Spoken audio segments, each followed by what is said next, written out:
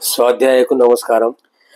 నమస్కారం. స్వాధ్యాయకి ఈరోజు ఆచార్య బన్నయ్య గారిని పరిచయం చేద్దామని అనుకుంటున్నాను. నా పేరు విఆర్ విద్యార్థి. సో బన్నయ్య గారు మామూలుగా ఒక ఆచార్యులే కాదు, సీనియర్ ప్రొఫెసర్గా కూడా 2 తెలుగు రాష్ట్రాల్లో తెలుగు విభాగంలో సీనియర్ ప్రొఫెసర్గా పేరొందినటువంటి వ్యక్తి. చాలా చిన్నతనంలో చాలా చిన్న కుటుంబం నుంచి ఎదిగి వచ్చి చాలా ఉన్నత స్థాయికి చేరుకున్నటువంటి గొప్ప వ్యక్తి. ఆయన టీచర్గా, తర్వాత రచయితగా, ఇకపోతే సామాజిక ఉద్యమకారుడిగా ఎన్నో రంగాల్లో ముందుండి పనిచేసినటువంటి వ్యక్తి. అనేక గ్రంథాలు రాశారు. కాళోజీకి చాలా కాళోజీ చివరి రోజులో కాళోజీతో చాలా సాన్నిధ్యం ఏర్పడ్డది ఆయనకి. కాళోజీ వారికి కొన్ని ఆదేశాలు ఇచ్చారు, అది పాటిస్తున్నారు. అనేక మామూలుగా రచయితలను ఎవరు పట్టించుకోరు. అటువంటి సందర్భంలో కాకతీయ విశ్వవిద్యాలయంలో అనేక మంది రచయితల్ని ముందుకు తీసుకొచ్చి వారి చేత వారి గురించి పరిశోధనలు చేయించి వారి రచనల్ని పాఠ్యాంశాలుగా చేర్చి అటువంటి గొప్ప వ్యక్తి గొప్ప విజన్ ఉన్నటువంటి వాడు ఈ ఆచార్య బన్నయ్య గారు. వారితో ఇవాళ ముఖాముఖి కాస్త మాట్లాడుకుందామని ఈరోజు ఇక్కడ వచ్చేసాం. ఇప్పుడు ఇది చెప్పినా కదా, ఇంకా తెలంగాణ ఉద్యమం గురించి చెప్పండి. ఎడిట్ చేసుకుంటారులేండి, తర్వాత ఇంట్లో వస్తుందిలే.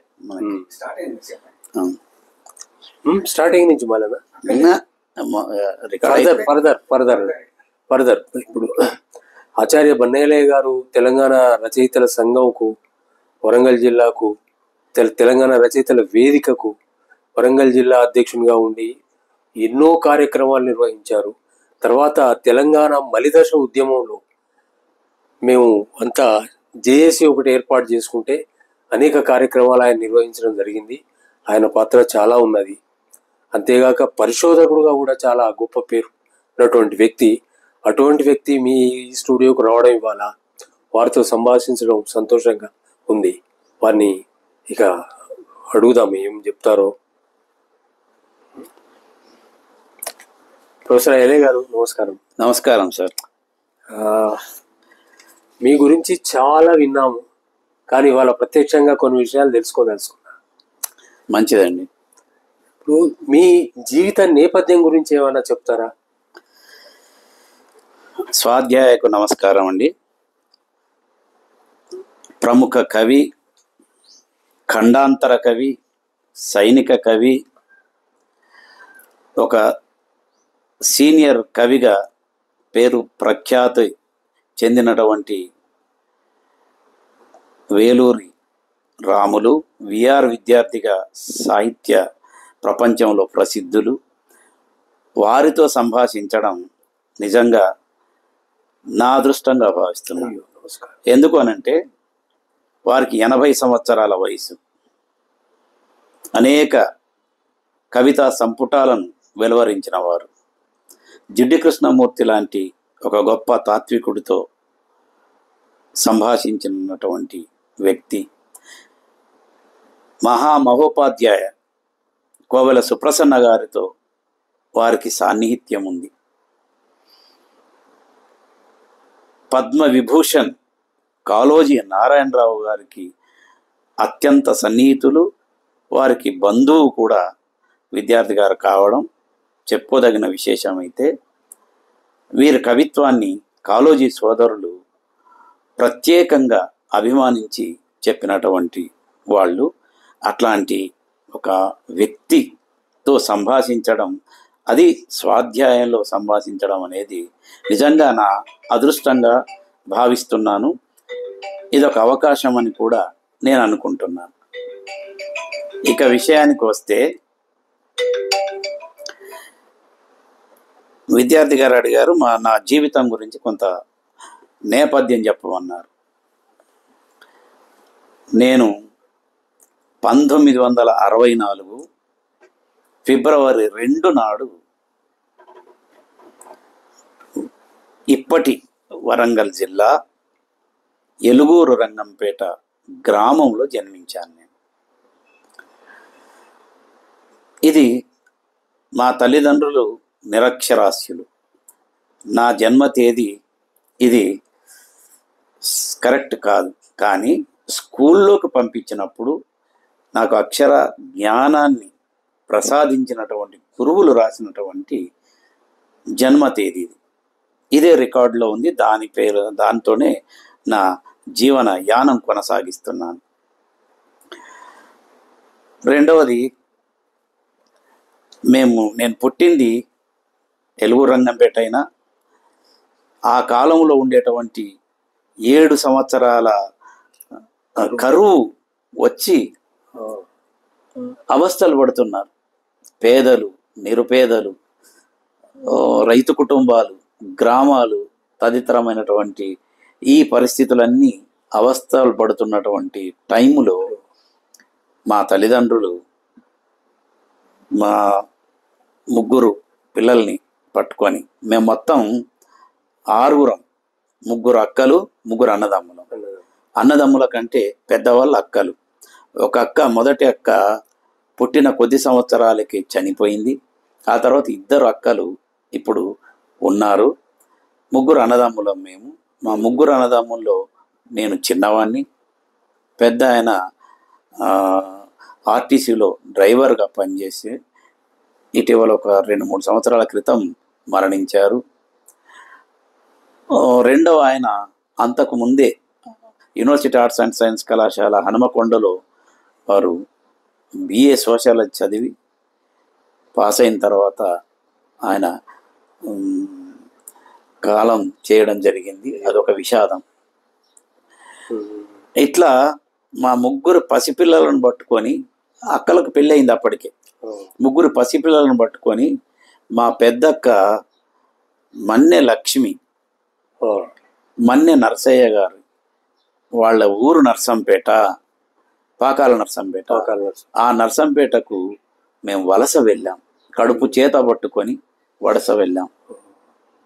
వెళితే మా బావగారు అక్కడ హాస్పిటల్లో చిన్న ఉద్యోగం, చాలా చిన్న ఉద్యోగం. నా సవ్వడి అనే పుస్తకం ఆయనకు అంకితం ఇచ్చాను. ఆయన తన చిన్న ఉద్యోగాన్నే ఒక పవిత్రమైనటువంటి ఉద్యోగంగా భావించి అంకిత భావంతో పనిచేశాడు.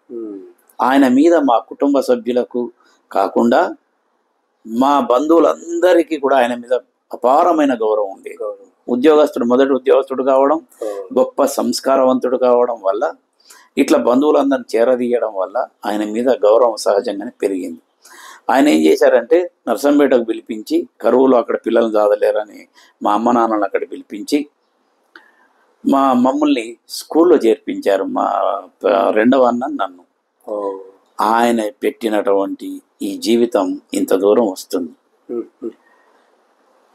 అది ఆ వలస వెళ్ళడం, అక్కడనే 1వ తరగతి నుంచి ఇంటర్మీడియట్ వరకు చదువుకున్నాను నర్సంపేటలో.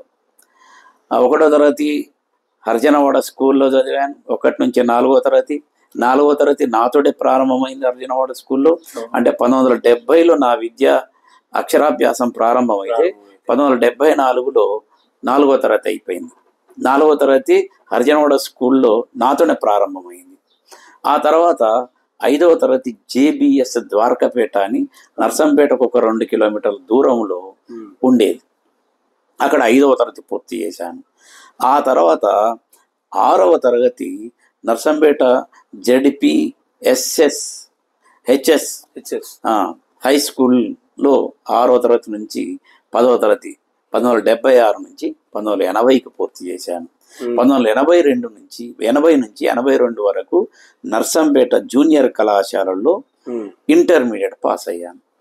ఇట్లా 70లో ప్రారంభమైనటువంటి నా విద్యాభ్యాసం నర్సంపేటలో 82 వరకు పూర్తయిపోయింది, ఇంటర్మీడియట్ వరకు. ఇక చదవడానికి అక్కడ డిగ్రీ కాలేజీ లేదు.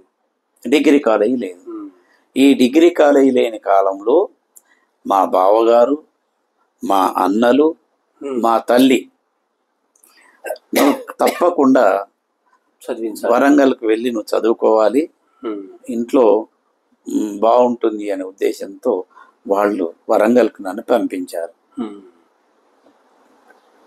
వరంగల్లో సీకేఎం కళాశాల మహానుభావుడు చందా కాంతయ్య అనేటువంటి ఒక మహానుభావుడు సీకేఎం కళాశాలను స్థాపించి ఇంకా అనేక విద్యా సంస్థల వారు స్థాపించారు, హాస్పిటల్ స్థాపించారు. ఆ మహానుభావుడు ఏర్పాటు చేసినటువంటి చందా కాంతయ్య మెమోరియల్ కళాశాలలో డిగ్రీ చదువుకున్నాను. ఆ డిగ్రీ పాస్ అయిన తర్వాత కాకతీయ యూనివర్సిటీలో ఎంఏ తెలుగు ఎంట్రన్స్ రాసి సీటు పొంది అక్కడ ఎంఏ పూర్తి చేశాను. ప్రథమ శ్రేణిలో పాస్ అయ్యాను. అక్కడే పిహెచ్డిలో జాయిన్ అయ్యాను. అక్కడే ఉద్యోగంలో చేరాను. అక్కడి నుంచే 36 సంవత్సరాలు ఉద్యోగం చేసి రిటైర్ కావడం, పదవి విరమణ చెందాను ఇటీవల. ఇది నా విద్యా ప్రస్థానం. విషయంగా మీరు అదృష్టవంతులు. ఎందుకంటే ఆ బ్యాక్గ్రౌండ్ చూస్తే 66 67 ప్రాంతంలో వచ్చిన కరువు నాకు గుర్తు. మీ పక్కనే కదా మా గవిచర్మానికి రంగంపేట చాలా దగ్గర, పక్కన మధ్యన ఒక కొండ ఉంటది. ఆ తర్వాత వీళ్ళ బంధువులు మాకు బాగా పరిచయం ఉన్నవాళ్ళు మా ఊళ్ళో. అవును, మా బంధువులు పరిచయం ఉంటారు. సో అట్లా ఆ బ్యాక్గ్రౌండ్ తో 67 ఆ రోజుల కరువు నా గుర్తు. అవును, మీకు తెలిసి అవన్నీ అధిగమించి మీరు యూనివర్సిటీ రాగలిగారు, ఎంఏ చేయగలిగారు, పిహెచ్డి చేసి ఒక లెక్చరర్ అయ్యి, ప్రొఫెసర్ అయ్యి, ఇంకొకటి కూడా కావాల్సి ఉండే కానీ సీనియర్ ప్రొఫెసర్. ఇదంతా కావడానికి కారణం నా తల్లిదండ్రుల ఆశీస్సులు. చాలా గొప్ప. అంటే వాళ్ళకి చదువుకోకుండా అంత విజన్ ఉన్నది. నా గురువుల ఆశీస్సులు గొప్ప. మీకు గురువులు సుప్రసన్నాచార్యులు వంటి వారు, తర్వాత పేరువారం జగన్నాథం, ఇట్లాంటి వాళ్ళు మీకు లభించడం అంటే నా విద్యా ప్రస్థానంలో నిజానికి ఎంతమందికి ఇట్లాంటి గురువులు దొరుకుతారో తెలియదు కానీ నా అదృష్టం కొద్దీ మా తల్లిదండ్రులు చేసుకున్నటువంటి పుణ్యం వల్ల నాకు ఇట్లాంటి వాళ్ళు దొరికింది. నర్సంపేటలో మహబూబోలి అని నాకు అక్షరాభ్యాసం పెట్టించాడు. దుర్గయ్య సార్ అంటే ఆయన క్రమశిక్షణ నేర్పాడు చదువుతో పాటు. ఆ క్రమశిక్షణ ఇప్పటివరకు నేను మర్చిపోలే. దేశభక్తి గురించి చెప్పాడు, సుభాష్ చంద్రబోస్ గురించి చెప్పాడు, అల్లూరి సీతారామరాజు గురించి చెప్పాడు, మహాత్మా గాంధీ గురించి చెప్పాడు, ఝాన్సీ లక్ష్మీబాయి గురించి చెప్పారు. స్వాతంత్రోద్యమంలో ఉన్నటువంటి ఒక వారియర్స్ అందరినీ పరిచయం చేసినటువంటి మహానుభావుడు దుర్గయ్య. హరిజనవాడ స్కూల్లో, ప్రైమరీ స్కూల్లో మాకు ఇంపాక్ట్ పడుతుంది. ఇదంతా నా మీద ఉన్నది కాబట్టి అదొక ప్రభావం. హై స్కూల్కి వచ్చినాక మహమ్మద్ నవాజ్ అలీ గారు తెలుగు చెప్పేవారు. వారు నన్ను సాహిత్యంలోకి ప్రవేశపెట్టారు. ఆ తర్వాత ఇక పీజీకి వచ్చిన తర్వాత పీజీలో అదే 7th క్లాసులో నాకు సామాజిక స్పృహ రావడానికి దోహదపడ్డటువంటి బండి లక్ష్మీనారాయణ గారు అని, ఆయన రష్యన్ విప్లవం, ఫ్రెంచి విప్లవం, తర్వాత పారిశ్రామిక విప్లవం, ఇట్లాంటివన్నిటిని బోధించారు మాకు. అవన్నీ నా మీద ప్రభావం చూపించాయి. ఆ తర్వాత పీజీకి వచ్చిన తర్వాత పీజీ అసలు విశ్వవిద్యాలయంలో నేను అడుగు పెట్టడం అనేది నాకు నిజమా కళ అన్నట్టుండేది. ఎందుకంటే ఇంత దూరం చదువుకుంటూ వస్తానని నేను అనుకోలే. ఎక్కడ నా చదువు ఆగలే. 70లో ప్రారంభించాను, 87లో పీజీ అయిపోయింది. ఎక్కడ స్టాప్ లేదు, నాకు చదువుకుంటూ వెళ్ళా. ఆ గురువు నేను అడుగు పెడతాను అనుకోని ప్రాంతంలో నేను అడుగు పెట్టేసరికి నాలో ఒక రకమైనటువంటి పులకింతలు వచ్చాయి.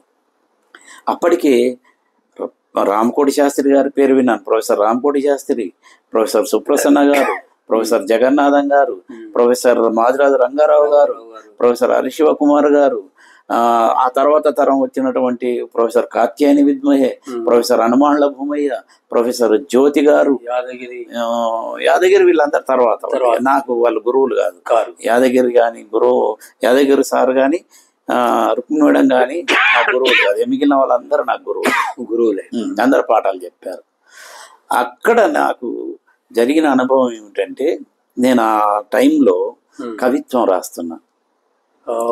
అంటే నా సాహిత్య పరిస్థితుల్లోకి రాస్తే ఆ కవిత్వం రాసి పీజీలో ఉన్నప్పుడే బెంగళూరు నుంచి టివి సుబ్బారావు గారని, ఆర్విఎస్ సుందరం గారని, చైతన్య కవిత అనేటువంటి ఒక త్రైమాసిక పత్రికను నడుపుతున్నారు, కవితా పత్రికను నడుపుతున్నారు. ఆ పత్రిక నడుపుతుంటే నేను రాసినటువంటి ఒక రహస్య చిత్రం అనేటువంటి ఒక కవితను పోస్ట్ చేశాను వాళ్ళకి. అది అచ్చవుతుందా అనేది నాకు భయం ఉండే. దానికంటే ముందు లోకల్ పత్రికలో జనధర్మలో కవిత్వాలు వచ్చాయి, వ్యాసాలు వచ్చాయి. ఆ తర్వాత చెప్తాను. ఇది చూసినటువంటి పేర్వరం జగన్నాథం గారు, సుప్రసన్న గారు వాళ్ళ దృష్టిలో పడింది.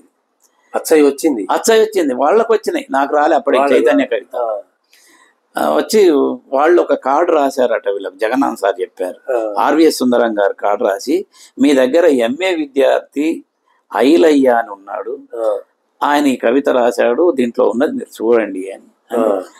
పేర్వరం జగన్నాథం గారు పాఠం చెప్పుకుంటూ ఐలయ్య ఎవరు అని అన్నాడు. అంటే సార్ నేనే సార్ అని చేతులు కట్టుకొని లబట్టి నేనే సార్ అని చెప్తే, నీ కవిత చైతన్య కవితలో వచ్చింది, అచ్చయింది, నాకు ఆ కార్డుతో ఇది వచ్చింది, తర్వాత పుస్తకం వచ్చింది, ఒకసారి నువ్వు రూమ్కు రా అన్నారు. రూమ్లో కలిశాను, వారు ఆశీస్సులు ఇచ్చారు. ఆ తర్వాత సుప్రసన్న గారు 2 రోజుల తర్వాత సుప్రసన్న గారు పిలిపించారు. వారి రూమ్లో కూర్చుండబెట్టి మాట్లాడారు.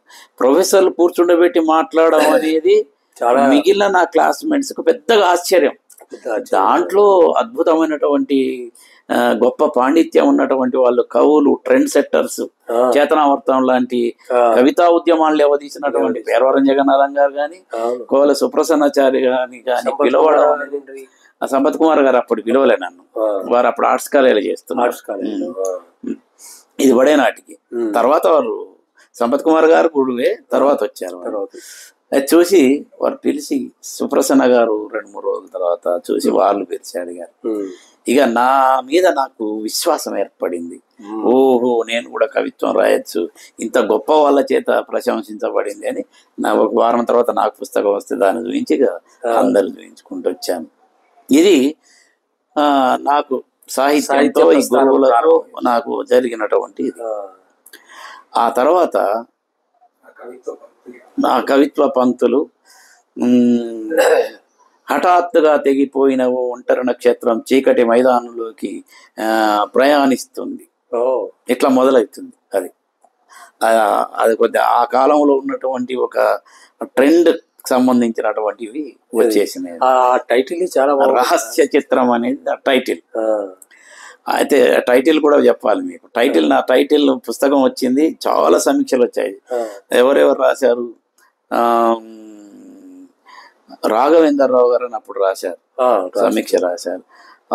మన సోమసుందర్ గారు సమీక్ష రాశారు. ఆంధ్రజ్యోతిలో ఇంకెవరో రాశారు. సుమనశ్రీ గారు కోడ్ చేశారు వ్యాసం రాస్తూ. ఇలాంటి చాలా మంది ఆ వ్యాసాన్ని కోడ్ అది నా పుస్తకాన్ని వాళ్ళ వ్యాసాలలో కోడ్ చేయడం, సమీక్ష చేయడం ఇట్లాంటివన్నీ చేశారు వాళ్ళు. ఒకరోజు ఖమ్మంలో మన చితి చింత వేగుంట మోహన్ ప్రసాద్ గారు కలిశాడు లాడ్జిలో. ఓ ఐలయ్య, నువ్వేనా రాసి చిత్రం, నువ్వు చేయబట్టి నా పుస్తకాన్ని నేను పోస్ట్ పోన్ చేసుకున్నాను, నేను టైటిల్ రహస్య చిత్రం అని ఉన్నది, నేనేం చేయాలో అర్థం కాలే నాకు అని అన్నాడు నవ్వుకుంటూ. చాలా నేను పెట్టుకున్నాడు తెలుసా, రహస్య తంత్రి అని వచ్చి, రహస్య తంత్రి అని తర్వాత వచ్చి. ఇది అది ఈ క్రమంలో నాకు అక్షరాభ్యాసం చెప్పిన దగ్గర నుంచి ఈ విశ్వవిద్యాలయ గురువులందరూ నాకు ఏదో రకంగా ప్రేరణ కలిగించిన వాళ్ళు కనుక, నమస్తే తెలంగాణ వాళ్ళు తెలంగాణ వచ్చిన తర్వాత వరంగల్ జిల్లాలో ఉన్నటువంటి, తెలంగాణలో ఉన్నటువంటి ఒక 12 మందిని పరిచయం చేస్తూ వచ్చారు. ప్రతి వారం ఒకరిని పరిచయం చేస్తూ వచ్చారు. దాంట్లో నన్ను కూడా తీసుకున్నప్పుడు చెప్పాను నేను ఈ మాట, గురువులు చెక్కిన శిల్పాన్ని నేను అని చెప్పాను. పెద్ద ఫుల్ పేజ్ వచ్చింది. నియోగి గురువులు చెక్కిన శ్రీనివాస్ అండి, నియోగి కాదు అది, ప్రభా.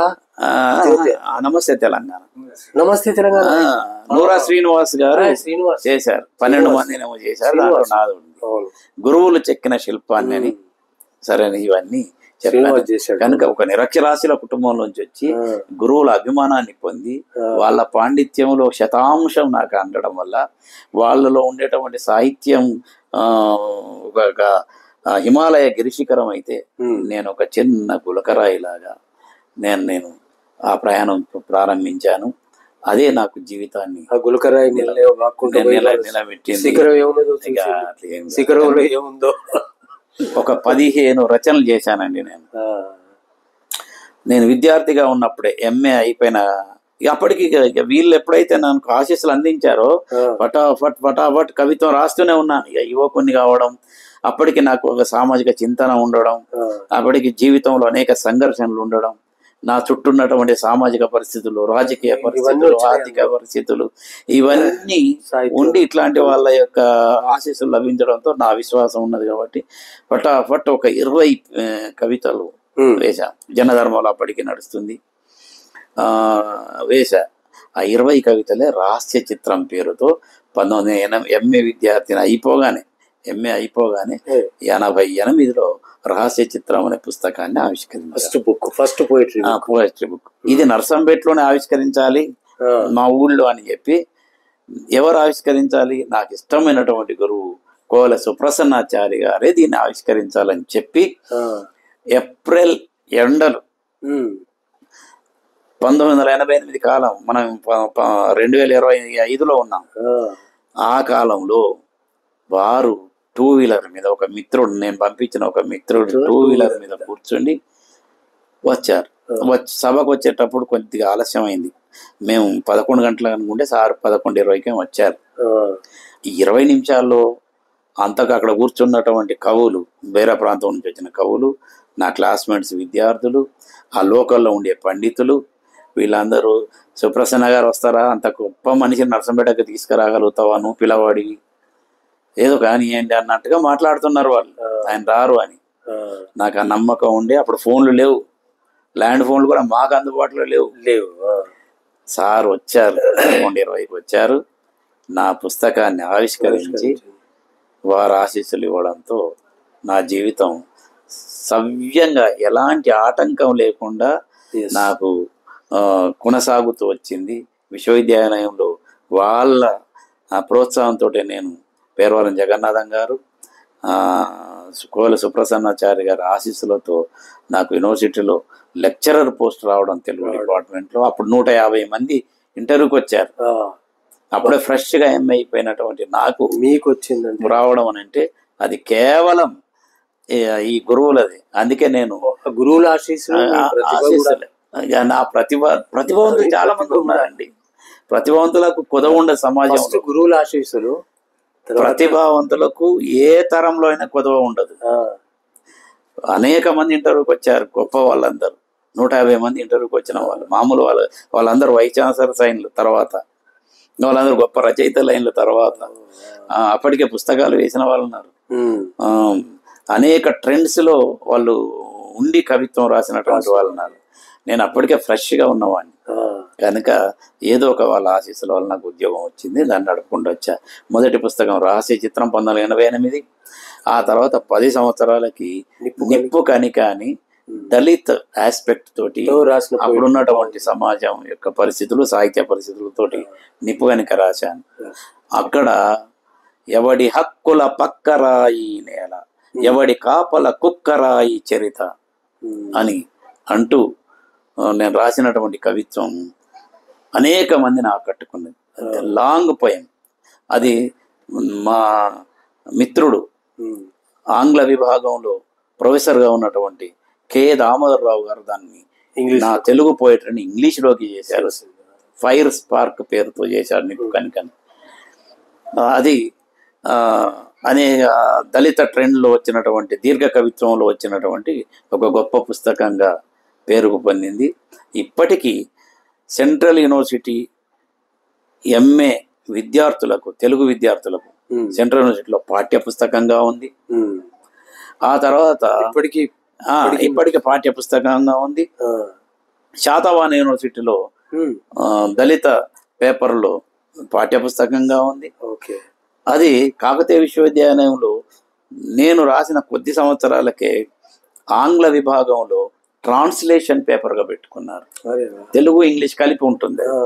ట్రాన్స్లేషన్ పేపర్లో ఇది పెట్టుకున్నారు. అది మా గురువులు అంటుండేవాళ్ళు, భూమయ్య సార్ లాంటి వాళ్ళు.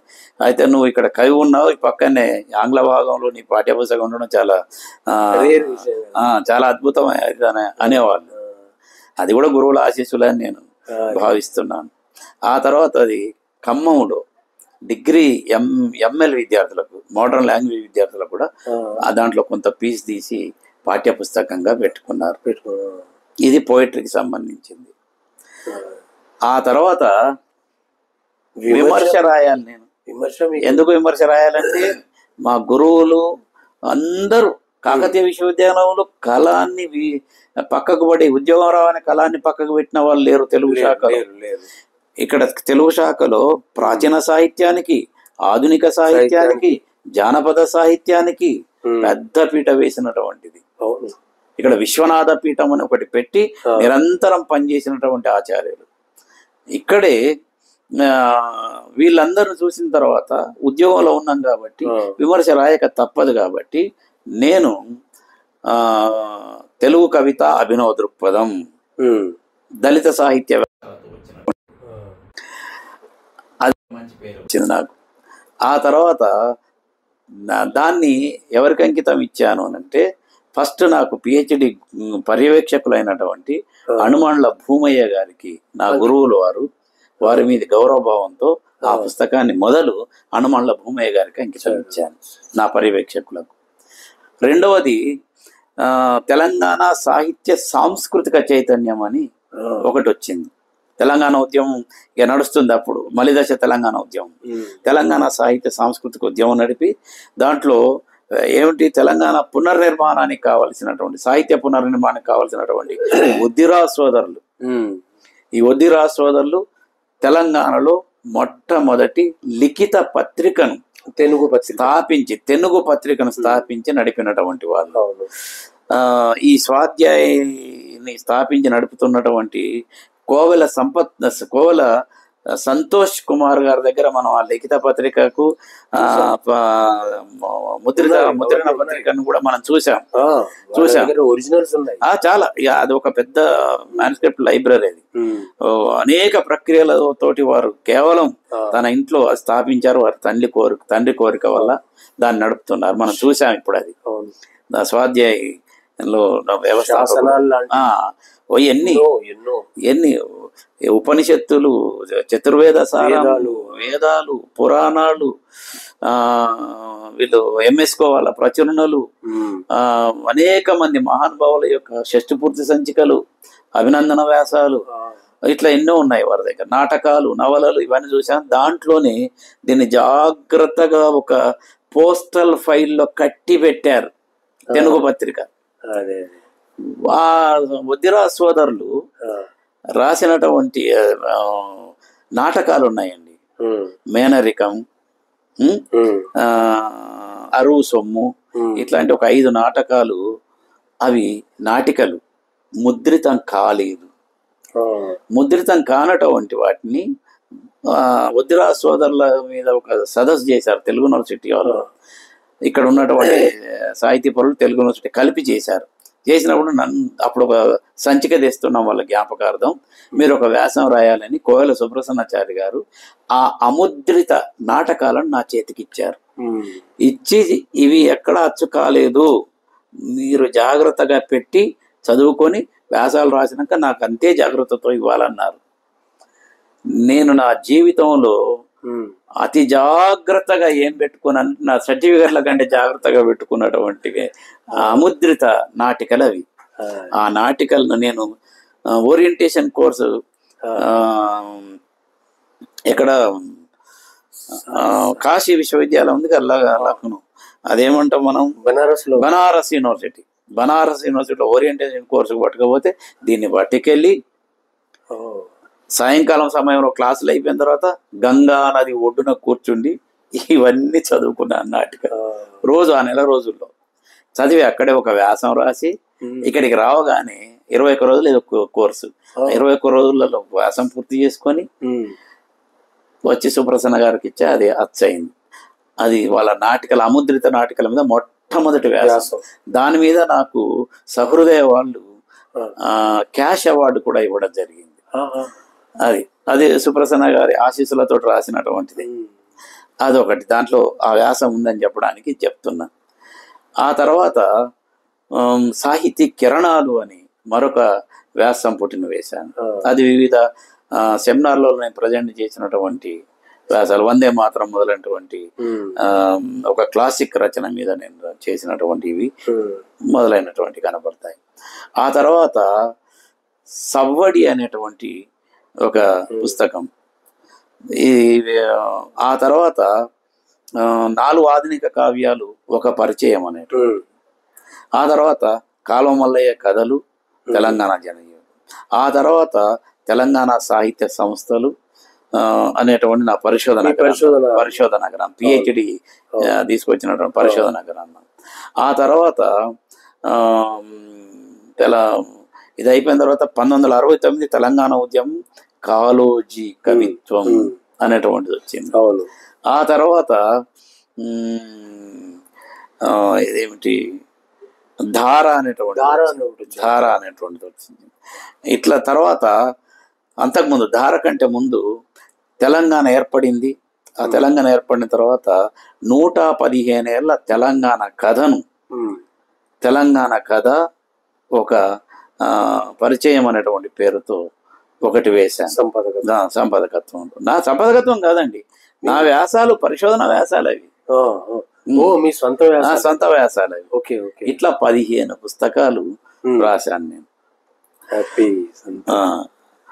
అటు అటు పాఠాలు చెప్పడంలో, ఇటు రచనలు చేయడంలో ఎక్కడ మీరు ఇదంతా ఎట్లా వచ్చింది అని అంటే, సుప్రసన్న గారితో నేను ఎక్కువ గడిపేవాడిని. సుప్రసన్న సారుతో ఎక్కువ గడిపేవాడిని. వారితో వాళ్ళ ఇంటికి వెళ్ళేవాడిని. ఆదివారం రమ్మనేవారు. వెళ్తే కూర్చున్నప్పుడు వారు ఒక మాట చెప్పారు. నేను జాయిన్ అయినప్పుడు, ఇప్పుడు ఉద్యోగంలో జాయిన్ అయిన రోజు, మొదటి రోజు వెళ్ళా. జూన్ 11, 1991 నాడు నేను ఉద్యోగంలో చేరిన రోజే గురువు గారు ఆశీస్సులు తీసుకున్నామని మొదలు సుప్రసన్న గారింటికి, పేర్వాణి జగన్నాథం గారింటికి వెళ్ళి ఆశీస్సులు తీసుకున్నాను. బాగా వర్షం పడుతుంది అప్పటికే. అదే వర్షంలో వరంగల్ పరిమళ కాలనీ వడపల్లి దగ్గర ఉన్నట్టు వారి ఇంటికి వెళ్ళి ఆ వర్షంలో వెళ్తే నాకు తువాలు ఇచ్చారు, కూర్చుండబెట్టారు. అంతకుముందు ఫ్రీక్వెంట్ గా వెళ్ళేవాడిని. కూర్చుండబెట్టారు. తెలిసింది వారికి అప్పటికే ఆర్డర్స్ వచ్చాయని. కూర్చుండబెట్టి నాకు ఎట్లా చెప్పారంటే, వేడి టీ వచ్చింది, తల దొడుచుకున్న తువాలతో. వాళ్ళ పిల్లలు చాలా సంస్కారవంతులండి. మీకు అప్పుడప్పుడు చెప్తుంటాను, వాళ్ళ పిల్లలు సారే కాదా ఇంటికి 10 సార్లు ఎందుకు పోతామండి? లేకపోతే ఒకసారి అభిమానం కురిపిస్తే పోము, పిల్లలు కూడా అదే అభిమానం కురిపిస్తారు. కాబట్టి అట్లా అనేక సార్లు పోయినా నేను. ఇవాళ కూడా చూశాను నేను. ఇవాళ కూడా మీరు చూశారు కదా పిల్లల అభిమానం ఎట్లా ఉంటుంది. కొడుకు, కోడలు, మనవడు, పెద్ద కొడుకు భార్య, ఇంకా పెద్ద కొడుకు కూడా ఎంత సంస్కారవంతుడు అండి. పాపం కాలం చేశారు కానీ ఉండాల్సిన వారు శ్రీనివాస్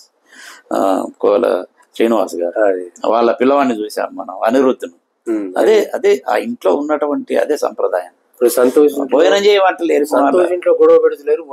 భోజనం చేయవాలి. అక్కడ పెద్ద కొడుకింట్లో భోజనం చేసిపోవాలి మీరు అన్నారు.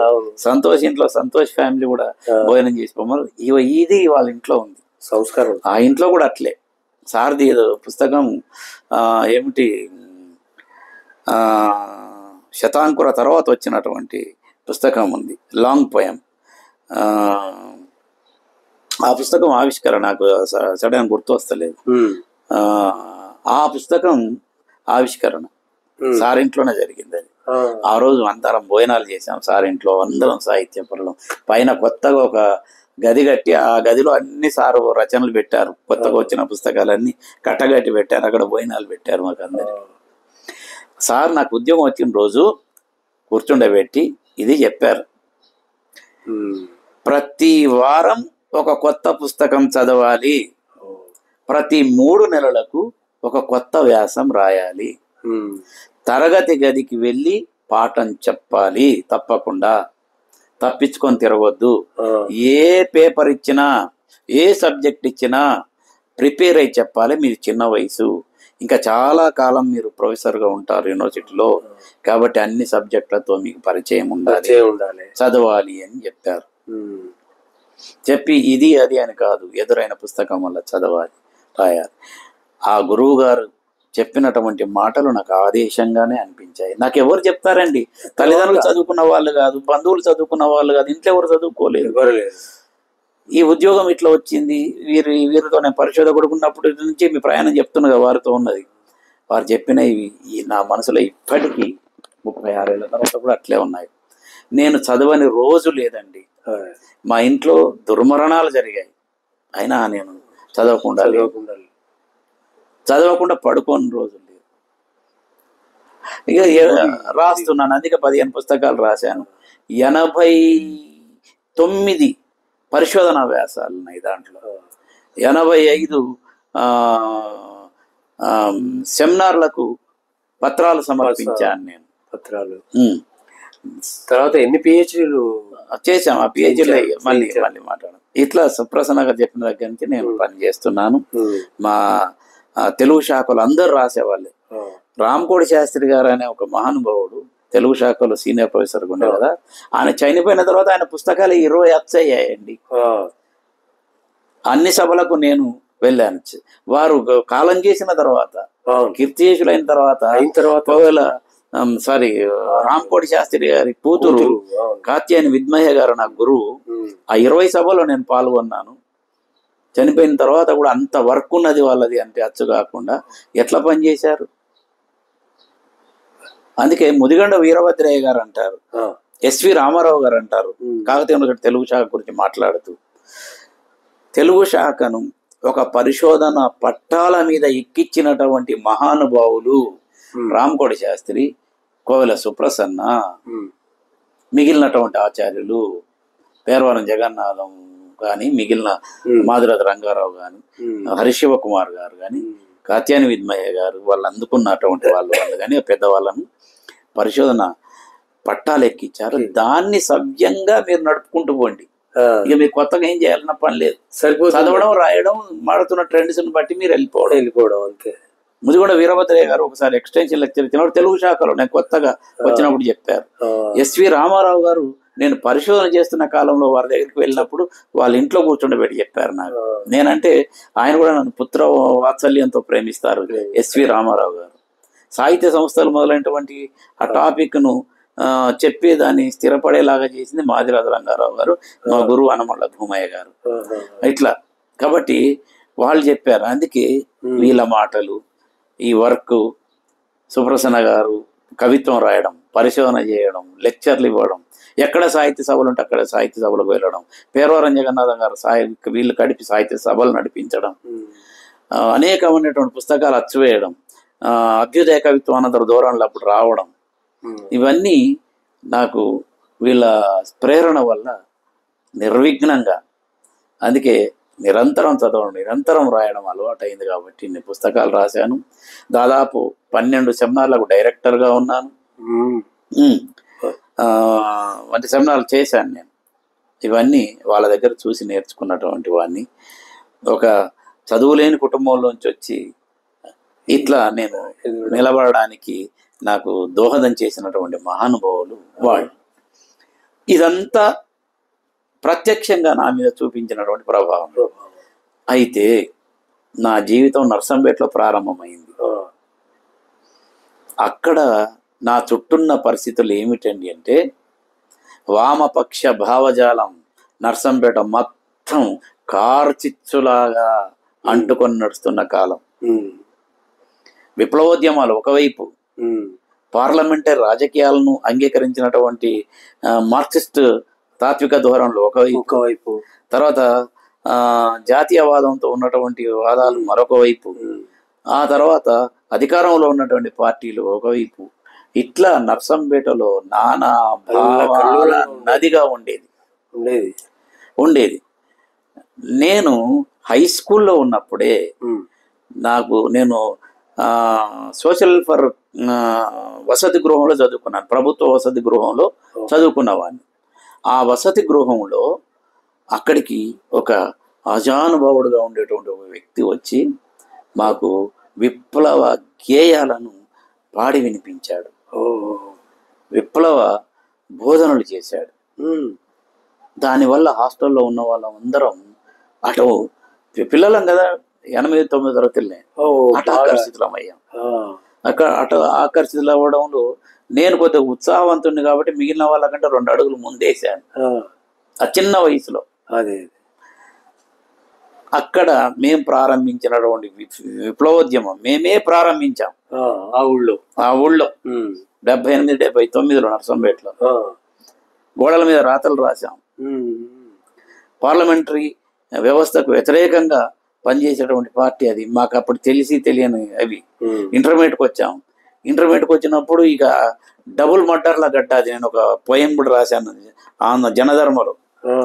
డబుల్ మర్డర్ల గడ్డర్లో చాకులం కాలేక, అక్కడ 2 నాయకులు, రాజకీయ నాయకులు, ఇతర పార్టీల పేర్లు చెప్పగలను, పేర్లేదు మరి, గోడల మీద ఎర్ర రాతలం కాలేక కాలాన్ని రబ్బర్ బంతిలా తన్నుకుంటూ వచ్చిన వాళ్ళం కదా మిత్రమా. ఇట్లా రాసుకున్నాం. మన జీవితం పంట చేలల్లో పరిగైపోయింది. ఒకవైపు కూలీ చేశాం, ఇంకోవైపు ఈ రాజకీయాలు తిరుగుతున్నాం, మరొకవైపు సోషల్ హాస్టల్లో పురుగులన్నం తింటున్నాం. అది కూడా దాన్ని అంతా కవిత్వంలోకి అప్పుడు తీసుకొచ్చాం. బాల్యం అనేటువంటి కవిత్వంలో దాన్ని తీసుకొచ్చా. ఇంటర్మీడియట్కి వచ్చేసరికి ఆ ఉత్సాహంతో ఉన్న వాతావరణంతో పూర్తిగా విప్లవోద్యమాల వైపు ఆకర్షితున్నైపోయాను. ఇంట్లో వాళ్ళందరూ భయపడిపోయారు. గురువులు భయపడ్డ వాళ్ళు ఉన్నారు, చెప్పిన వాళ్ళు ఉన్నారు, వద్దయ్య మీరు ఇట్లా చేసిన వాళ్ళని వినలే. చేసుకుంటూ వచ్చాం. అనేక కార్యక్రమాలు అక్కడ చేశాం. ఆ తర్వాత హనుమకొండకు వచ్చిన తర్వాత డిగ్రీలో కూడా కొంత సీకేఎం కళాశాల అంటే మొత్తం వరవరరావు గారు మా గురువు. వారు బోధించేటువంటి పాఠాలు, వనమధుసూదన్ రావు గారు మా గురువు. ఆయన ఒక రకమైనటువంటి బోధించేవారు. సుదర్శన్ రెడ్డి గారు బిఏ ఎకనామిక్స్, నాది ఎకనామిక్స్ బోధించేటువంటి వాళ్ళు.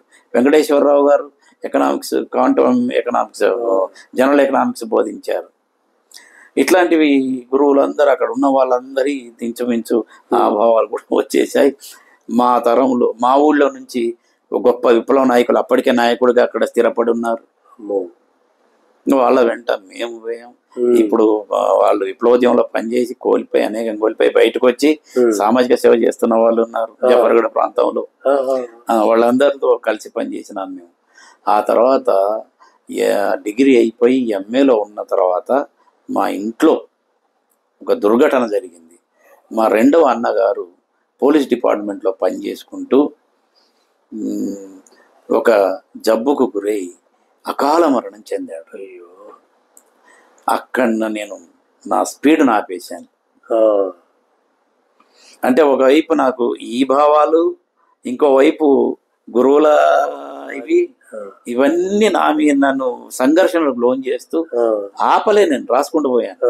పోలీసు వాహనాల కింద పడి నలిగిన గుండెలు మళ్ళీ కొట్టుకోవాలి, వెదురు పొదల మాటున తెగిపడిన పిడికిళ్ళు మొలకెత్తాలి, ఇట్లాంటి భావాలు ఉండేవి. బీజం అనేటువంటి కవితలో రాసే చిత్రంలో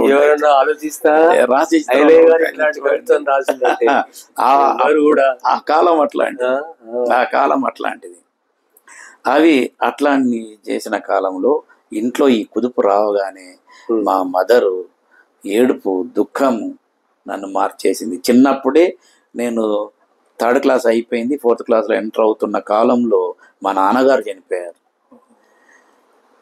అప్పటికి కొద్దిగా నాకు జ్ఞానం వచ్చిందేమో. పీజీ అయిపోయిన తర్వాత చాలా శ్రమ తీసుకోవాలి. చాలా ఇక మేము పని చేసాం కదా. ఈ ఏళ్ళు తెగినాయండి, వరి కోస్తా ఉంటే ఇది గుంట అదే రాళ్ళు మోస్తుంటే ఇక్కడ ఇదే పెద్ద పూట రాయబడింది తల మీద నుంచి. తలకు చుట్టబడ చుట్టుకొని మోస్తున్న చిన్నవాడిని. ఇక్కడ పడితే మొత్తం ఇదంతా కుట్టుకపోయింది. అమ్మ ఏడ్చేది బాగా. పని చేయక తప్పదు, పని చేస్తేనే తిండి. ఇంట్లో వాళ్ళందరం అదే చేసేవాళ్ళం. కాబట్టి ఇవి చేస్తున్న సందర్భంలో నాకు మా అన్నయ్య చనిపోవడంతో అప్పటికి కొద్దిగా లోక జ్ఞానం వచ్చింది. ఆ ఉత్సాహం తగ్గిపోయి అమ్మ మాటలు, నా బావగారి మాటలు ఇవన్నీ ఆలోచించుకొని చుట్టూ ఉన్నటువంటి ఇక్కడ విశ్వవిద్యాలయంలో వీళ్ళందరి పరిచయాలు ఇవన్నీ చూసుకొని ఆలోచిస్తున్న క్రమంలో నాకు బొమ్మల్ల కట్టయ్య అని అంబేద్కర్ వాది ఒక ఆయన ఇంటికి వెళ్ళాం. ఎందుకు వెళ్ళామంటే కె మల్లయ్య గారు నా రహస్య చిత్రం అంకితం ఇచ్చిన ఆయనకే ఫస్ట్ పుస్తకం. ఆయన మార్క్సిస్ట్ భావజాలంతో రాజకీయాల్లో పనిచేస్తున్నాడు. మండలాలు ఏర్పడిన తర్వాత నర్సంపేట మండలం యొక్క మొట్టమొదటి అధ్యక్షులు, మండలాధ్యక్షులు ఆయన. మా సామాజిక వర్గం, ఆయనతో పరిచయం ఏర్పడింది. ఆయన నేను కలిసి ఒక రాత్రి 9 గంటలకి బొమ్మల కట్టయ్య దగ్గరికి, మామనూరు దగ్గర ఉన్నటువంటి వరంగల్ ఉన్నటువంటి కరీమాబాద్కు వెళ్ళాం నడుచుకుంటూ. అంటర్ రోడ్ నుంచి నడుచుకుంటూ 9 గంటల రాత్రి. అప్పుడు 9 అయిందంటే ఆటోలు లేవు, తక్కువ రిక్షాలు లేవు. నడుచుకుంటూ వెళితే ఆయన పడుకొని ఉన్నాడు. 9:30-10 అయింది ఇంటికి పోయేసరికి. ఆయన రైల్వేలో ఉద్యోగం చేసేవాడు, పడుకొని ఉన్నాడు. మేము పోగానే లేచాడు. ఈయన చెప్పాడు, మా మండల అధ్యక్షులు చెప్పారు ఎందుకు వచ్చిందో. నర్సంపేటలో మేము ఒక విగ్రహం పెట్టాలనుకుంటున్నాం. అప్పటికి ఆయన మండల అధ్యక్షుడు కాలే. విగ్రహం పెట్టాలనుకుంటున్నాం, అంబేద్కర్ విగ్రహం, మీ సహాయ సహకారాలు కావాలి అని చెప్పాం. అయితే ఓకే, ఈ పిల్లవాడు ఎవరు అని అంటే, ఆయన ఎంఏ అయిపోయింది ఇటీవల, మనవాడే, నర్సంపేట, నాతోటే వచ్చాడు అని చెప్పాడు. అవునా ఎంఏ, బాబు నీకు అంబేద్కర్ గురించి తెలుసా అన్నాడు. తెలుసు సార్ అన్న. ఎలా తెలుసు అంటే, మాకు హాస్టల్లో వార్డని అప్పుడప్పుడు చెప్పేవాడు. ఎక్కడ పుట్టిండు తెలుసా? తెలియదు. ఏం చదవాడో తెలుసా? తెలియదు. రాజ్యాంగం రాశాడు అంతే. అనగానే అంబేద్కర్ జీవిత చరిత్ర ఎండ్లూరు చిన్నయ్య గారు రాసినటువంటి, తెలుగులో రాసినటువంటి, మీరు కూడా చదివారు, అది నా దగ్గర నుంచి తీసుకుని ఒకసారి. ఆ ఎండ్లూరు చిన్నయ్య గారి పుస్తకం నాకు ఇచ్చి, ఇది మొత్తం చదివి చెప్పు నాకు అన్నాడు. ఆ రాత్రి తీసుకెళ్ళానండి. 3 రోజుల్లో పుస్తకం చదివాను ఎండ్లూరు చిన్నయ్యది. అప్పటి నుంచి నాలో ఉండేటువంటి ఈ విప్లవోద్యమ భావాల నుంచి ప్రజాస్వామిక రాజకీయాల వైపు, ప్రజాస్వామిక భావాల వైపు వెళ్ళి పొలిటికల్ ఫిలాసఫీ మారి. అంబేద్కర్ అనేటువంటి ఇంత గొప్పవాడు ఉండగా, దళిత వర్గంలో ఉండగా ఇదేమిటి అల్జడి, ఎల్లకల్లోలం. నిజమే, సమాజం బాగాలేదు, అసమానతలు ఉన్నాయి, అస్పృశ్యత ఉంది, సమసమయం రావాలి నిజమే, కానీ మార్గం అయితే ఇది కాదు అని అంబేద్కర్ జీవిత చరిత్రను మార్చింది. ఇది నేను ఆంధ్రజ్యోతి వాళ్ళు అడిగినప్పుడు నేను చెప్పాను, అది రికార్డ్ అయ్యి కూడా ఉన్నది. అక్కడి నుంచి నేను ఈ వైపు ఆలోచిస్తూ వచ్చాను. అందుకే అంబేద్కర్ ఐడియాలజీ తోటి పుస్తకాలు రాయడం, దళిత పోయిటరీ రాయడం, అంబేద్కర్ జయంతి ఉత్సవాల్లో పాల్గొనడం, ఎక్కడ అంబేద్కర్ సభలు అయితే అక్కడికి వెళ్ళి ప్రసంగాలు చేయడం. అప్పటికి దళితుల్లో ఇంకా అప్పటికి అంబేద్కర్ గురించి తెలిసిన వాళ్ళు తక్కువగా ఉన్నారు. ప్రసంగాలు చేయడం, ఆ తర్వాత నర్సంపేటలో విగ్రహం పెట్టి ఆ విగ్రహాన్ని ఆవిష్కరించడం, ఇవన్నీ చేస్తూ వచ్చాము. నాతో ఉన్నటువంటి యువకులందరినీ ఈ వైపుకు మళ్లించే ప్రయత్నం మిగిలిన వాళ్ళతో పాటు నేను చేశాను. కొంత సక్సెస్ అయ్యాను. ఉద్యోగం వచ్చిన తర్వాత చక్కగా అంబేద్కర్ భావజాలంతో నా జీవితాన్ని కొనసాగిస్తున్నామను. ఈ క్రమంలోనే మలిదశ తెలంగాణ ఉద్యమం ప్రారంభమైంది. 1998-99 కాకతీయ యూనివర్సిటీలో తెలంగాణ సాహిత్యంపై మొట్టమొదటిసారి మేము సెమినార్ చేశాం. వరంగల్ డిక్లరేషన్ అయిన తర్వాత ఇది మొదలైంది. చేశాం ఇక్కడ. అంటే అప్పటికి ఆలేర్లు అయిపోయింది, వరంగల్ డిక్లరేషన్ అయిపోయింది, తెలంగాణ మరో ఉద్యమం. ఆ తర్వాత మా దగ్గర సెమినార్ పెట్టాం. ఆ సెమినార్ కాత్యాని విద్మహే గారు దానికి డైరెక్టర్ గా ఉండేవారు. అట్లా పెట్టాము, ఒక పెద్ద సభ పెట్టాము. ఆ తర్వాత ఇక మనం ఇట్లా తెలంగాణ ఉద్యమంలోకి రావడం.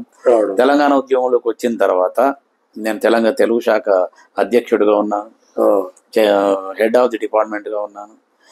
పొక్కిలి అనేటువంటి పుస్తకం 2002 అనుకుంటాను. ఆ పొక్కిలి జూలూరు గౌరశంకర్ గారు ఏప్రిల్ 7th కావచ్చు.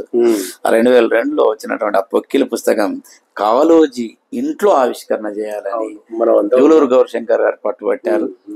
నేను తెలంగాణ రచయితల వేదిక నుంచి పట్లపల్లి శ్రీనివాసరావు, రామశాస్త్రి, అనిచెట్ల రజిత, విఆర్ విద్యార్థి, బన్నా ఇలయ్య, ఇట్లా అందరం కాళోజీ ఇంట్లోకి చేరుకున్నాం జూలూరు గౌరశంకర్తో పాటు.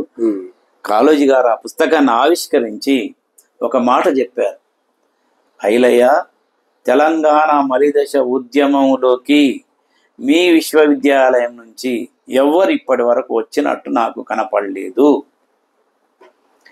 నువ్వు వచ్చావు. ఈ సందర్భంగా పొక్కిలి పుస్తకం ఆవిష్కరణ సందర్భంగా నీకు మాట చెప్తున్నాను. తెలంగాణ ప్రాంతం యొక్క కవుల రచయితలపై పరిశోధన చేయించాలి. పాఠ్య పుస్తకాల్లో చేర్చాలి, వాళ్ళని చదివించాలి తర్వాత తరానికి.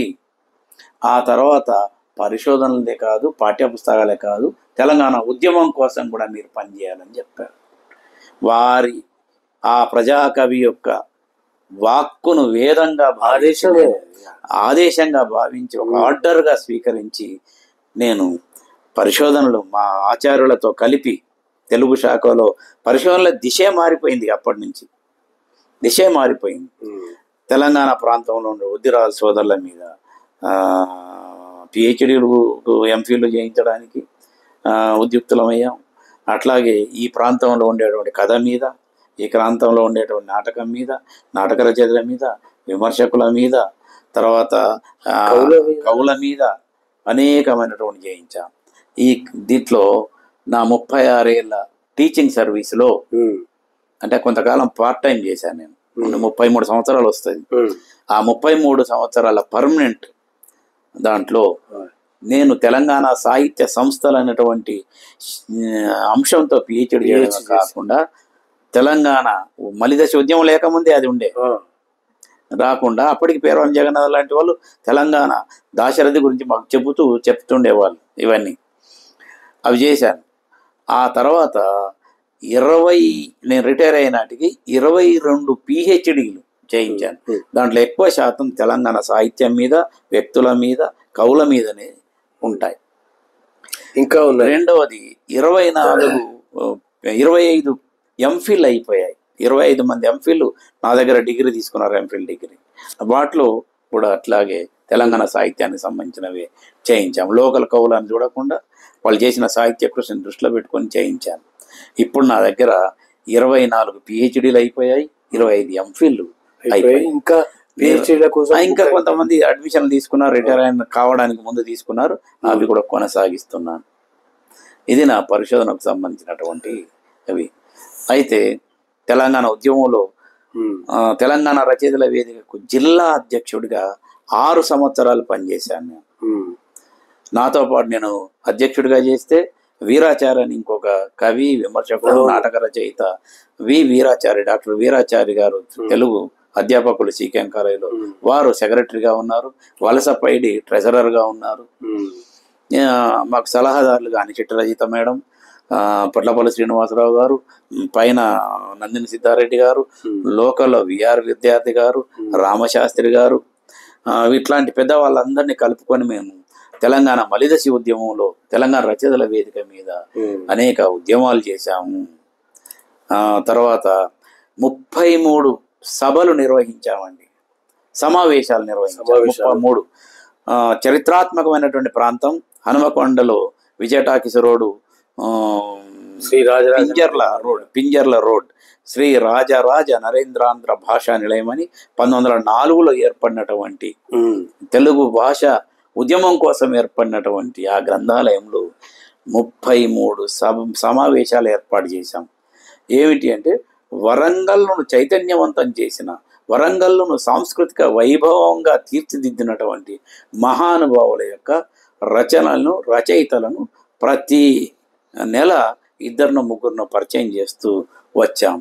ఎప్పుడైతే తెలంగాణ ఉద్యమం ఒకవైపు రోడ్ల మీద నడుస్తుంది, ఇంకోవైపు అసెంబ్లీలో నడుస్తుంది, పార్లమెంట్లో నడుస్తుంది, తెలంగాణ ప్రాంతం అంతా కూడా రచయితలు, కవులు కదులుతున్న సందర్భంలో వరంగల్ కూడా కృషి మామూలుది కాదు అని చెప్పడానికి నేను ఇది చెప్తున్నాను. ఇట్లా 33 సభలు చేశామండి. నేను రచయితగా ఉన్నప్పుడే తెలంగాణ వచ్చింది. మేము తెలంగాణ ఉద్యమం ప్రారంభించినప్పుడు కొంతమంది అవహేళన చేసిన వాళ్ళు ఉన్నారండి. నేను 91-92లో ఆర్ట్స్ కాలేజీలో లెక్చరర్గా ఉన్నప్పుడు 2000 మంది విద్యార్థులతో మేము కాలేజీని తీసుకెళ్లి టౌన్ హాల్లో మీటింగ్ పెడితే అవహేళన చేసిన వాళ్ళు ఉన్నారు. 1200 మంది మలిదశ ఉద్యమంలో ప్రాణం కోల్పోయారు. ఆ ప్రజల యొక్క అమరవీరుల యొక్క త్యాగ ఫలితంగా వచ్చినటువంటి తెలంగాణ ఇది. ఈ తెలంగాణ సరే అందరిది, ఇక్కడ అన్ని పార్టీలు, సబ్బండ వర్గాలు, సబ్బండ జాతులు కలిసి పోరాడాయి. పసిపాప నుంచి మొదలుకుంటే తెలంగాణ పండు ముసలి వరకు తెలంగాణ ఉద్యమంలో గొంతు కలిపారు, పాదం కలిపారు, పాట కలిపారు. అనేక మంది స్త్రీలు అనేక బెల్లి లలిత లాంటి వాళ్ళు తెలంగాణ గొంతు వినిపించినందుకే చనిపేశారు కదండి. యాదయ్య అంటే ఆయన పార్లమెంట్ దగ్గర ఉరిపెట్టుకొని చనిపోయాడు. శ్రీకాంతాచారి ఇక్కడ మంటల జెండాలై తగలపడ్డాడు కదా, జై తెలంగాణ అనుకుంటూ. ఇట్లా కుల ఉద్యమంలో పనిచేసిన వాళ్ళు కూడా తెలంగాణ ఉద్యమంలోకి వచ్చారు.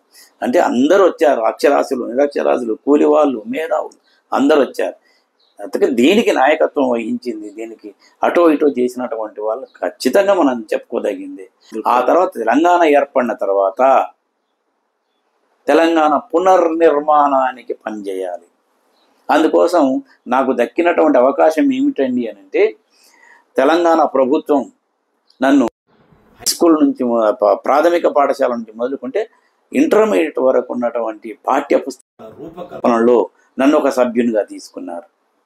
తీసుకున్నప్పుడు ఒక 52-53 రోజులు ఒక 100 మంది చిత్రకారులు, మేధావులు, దాంట్లో వచ్చిన వాళ్ళు కోయల సుప్రసాద్ గారు, రవ్వ శ్రీగారు గారు లాంటి సంస్కృత పండితులు, కోయల సుప్రసన్నాచారి లాంటి బహుముఖ మేధావులు, ఎస్వి రామారావు గారు లాంటి విమర్శకులు, గోపి లాంటి గొప్ప కవులు, కేంద్ర సాహిత్య పురస్కారం పొందిన వాళ్ళు, అట్లాగే నల్గొండ నుంచి వచ్చినటువంటి వాళ్ళు సంగిశెట్టి శ్రీనివాస్ గారు, నల్గొండ సంగిశెట్టి శ్రీనివాస్ గారు, తర్వాత దేశపతి శ్రీనివాస్ గారు, నందిని సిద్ధారెడ్డి గారు, రిటైర్డ్ సిఈ ఉండే నల్గొండ నుంచి వచ్చినటువంటి రెడ్డి జయశంకర్ తో పాటు ఇంకొక ఆయన పేరేంటి, సుంకిరెడ్డి నారాయణ రెడ్డి గారు, ఇట్లా అటు నిజామాబాద్ నుంచి వచ్చిన వాళ్ళు, కరీంనగర్ నుంచి వచ్చిన, మా దగ్గర దహగం సాంబమూర్తి గారు, ఇట్లా 53 రోజులు ఒక 100 మందిని, అనేక మంది టీచర్లు, పాఠ్యగ్రంథ రచయితలు, సంపాదకులు, సలహాదారులు, నిపుణులు, ఇట్లా ఏర్పడి మేము చర్చించి తెలంగాణ ఆత్మ ఆవిష్కరించేలాగా పాఠ్యపుస్తకాల రూపకల్పన చేశాం.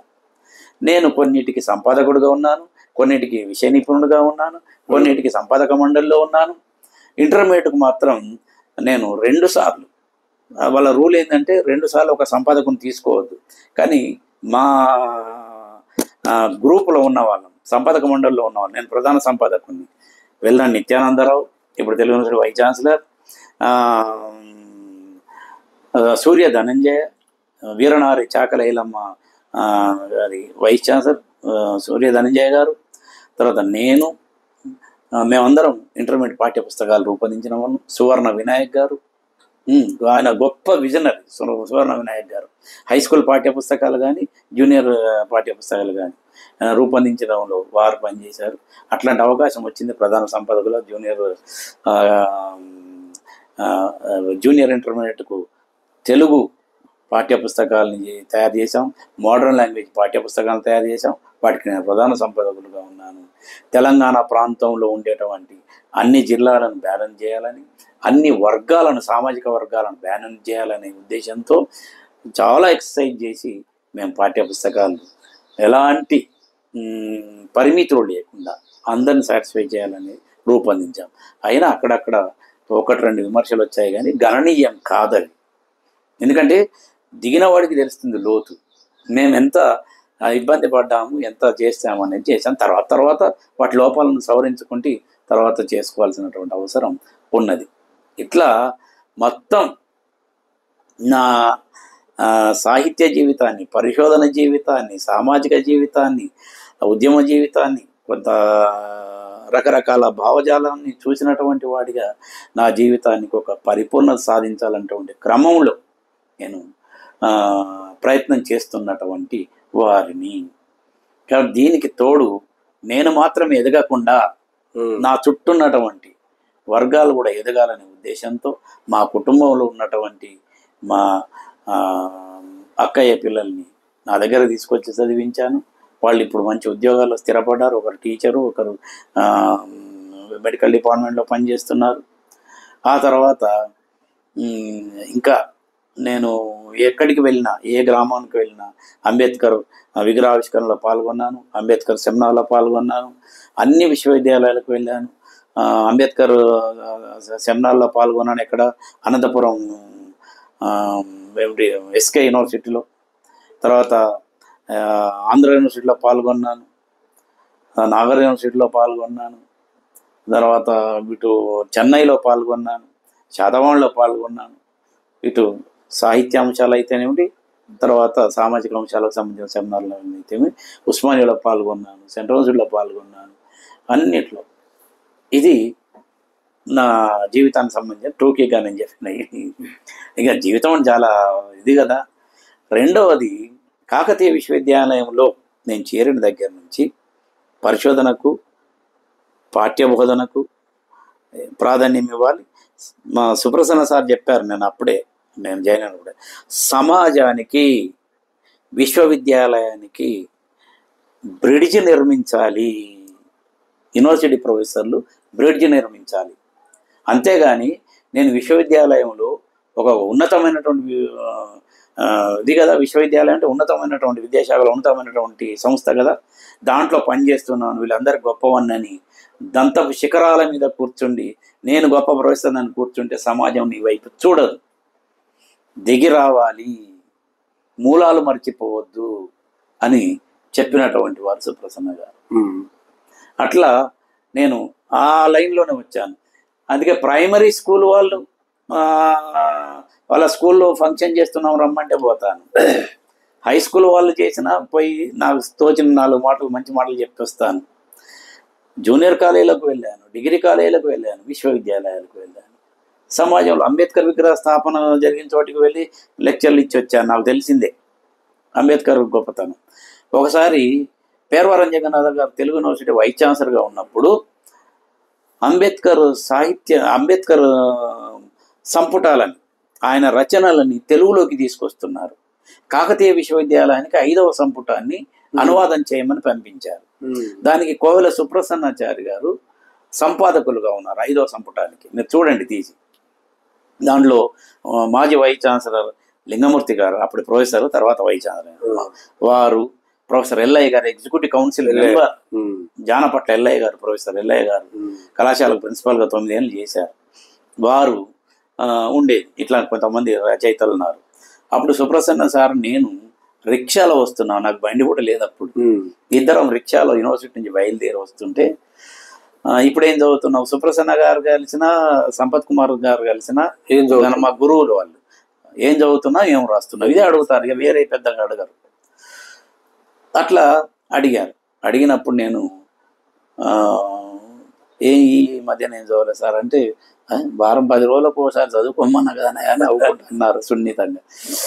చదువుతా అంటే, చదవాలయ్యా, రాయాలయ్యా, మీకోసం అంబేద్కర్ గారు, అప్పుడు వీరు సంపాదకులు, అంబేద్కర్ రచనలకు సంపాదకుడుగా ఉన్నారు, మీకోసం అంబేద్కర్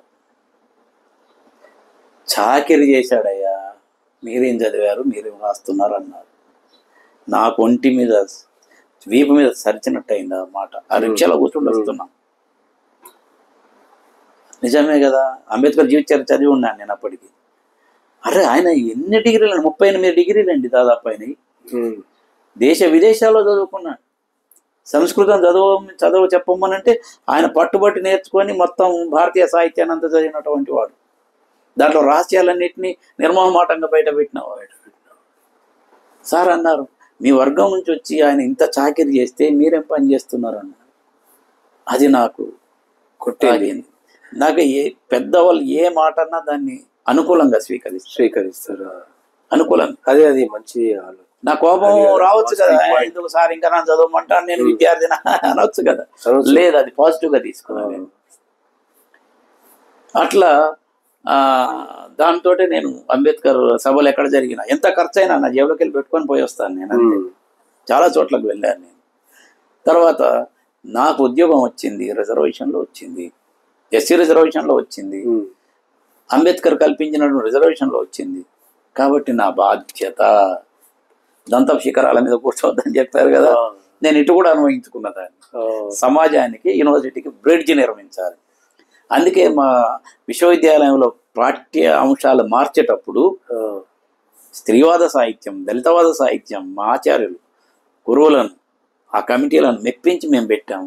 కాత్యాయని విద్మయ్య గారు కానీ, నేను కానీ, మా గురువు ఆమె స్త్రీవాద సాహిత్యంలో కృషి చేస్తూ పోయారు. నేను దళిత సాహిత్యంలో కృషి చేస్తూ పోయాను.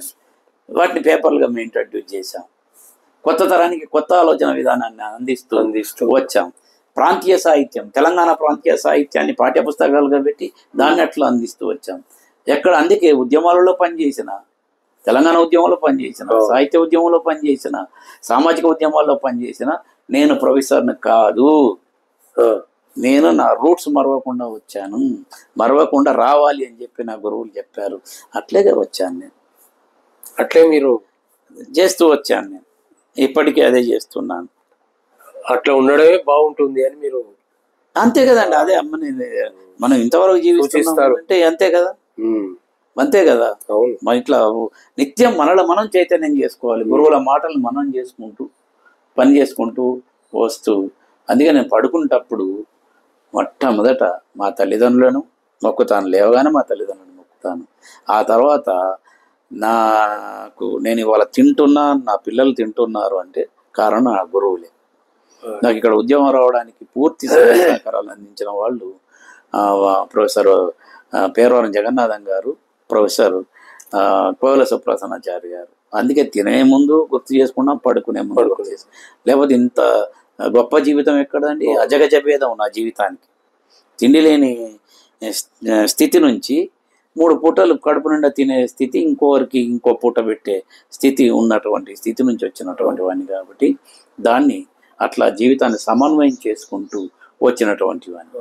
ఇంకా వేరే ప్రొఫెసర్లు ఎంతో మంది ఈ సామాజిక వర్గం నుంచి వచ్చిన వాళ్ళు ఉన్నారు. కానీ అంటే వాళ్ళేదో వర్గం, వాళ్ళ మార్గం మీద వాళ్ళు ఇట్లా లేలే. ఇలాగా జనంలో కలిసిపోయి ఎక్కడైనా ఏ సమాజంలో అయినా కనిపించే ప్రొఫెసరు నాకు ఒక ప్రొఫెసర్ ఎలయ్య గారు కనిపిస్తున్నారు. ఉన్నారండి, చాలా మంది ఉన్నారు. కానీ నేను మీకు సన్నిహితుల్ని కాబట్టి మీకు ఎప్పటికీ మన ప్రాంతంలో ఇప్పుడు ఉన్నాయి. అట్లా నిరంతరం ఏదో ఒకటి రాయడం, చదవడం, సమాజంలోకి వెళ్ళడం, చేయడం, అందరితో కలిసిపోవడం అనేది వాళ్ళకు ఒక లిమిటేషన్స్ ఉంటుంది. సైకలాజికల్ గా కండిషన్లు అయి ఉంటారు కదా. But is beyond conditioning. అది కేవలం సుప్రసన్నాచార్యుల వారి వల్లనే వచ్చింది. అది పేరవరం జగన్నాథం. ఎందుకంటే ఆయనకి ఏమి ఎన్విషన్స్ లేవు.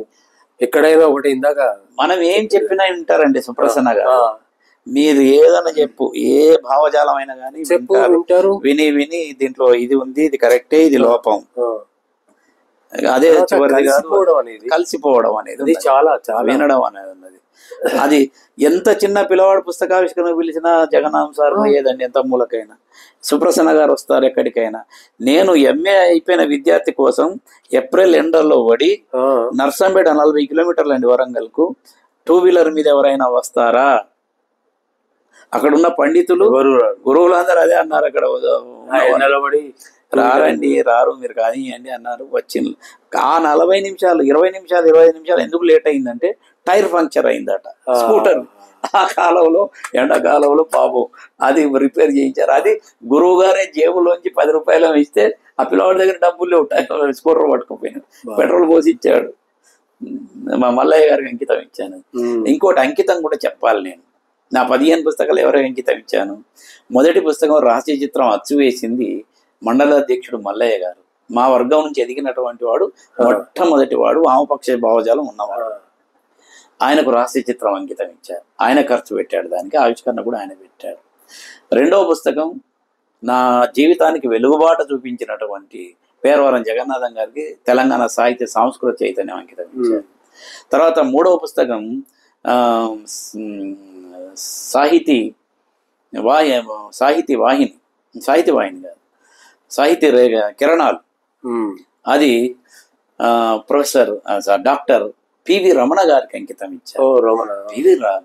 ఆయన జీవితం సగం, తెలంగాణ నాటక రంగం చరిత్ర నాటకం సగం. ఆయన నాకు చాలా దగ్గరగా ఉండేది. నర్సంపేట జూనియర్ కాలేజీలో పనిచేశారు. నేను అప్పటికే పీజీ చేస్తున్నాను.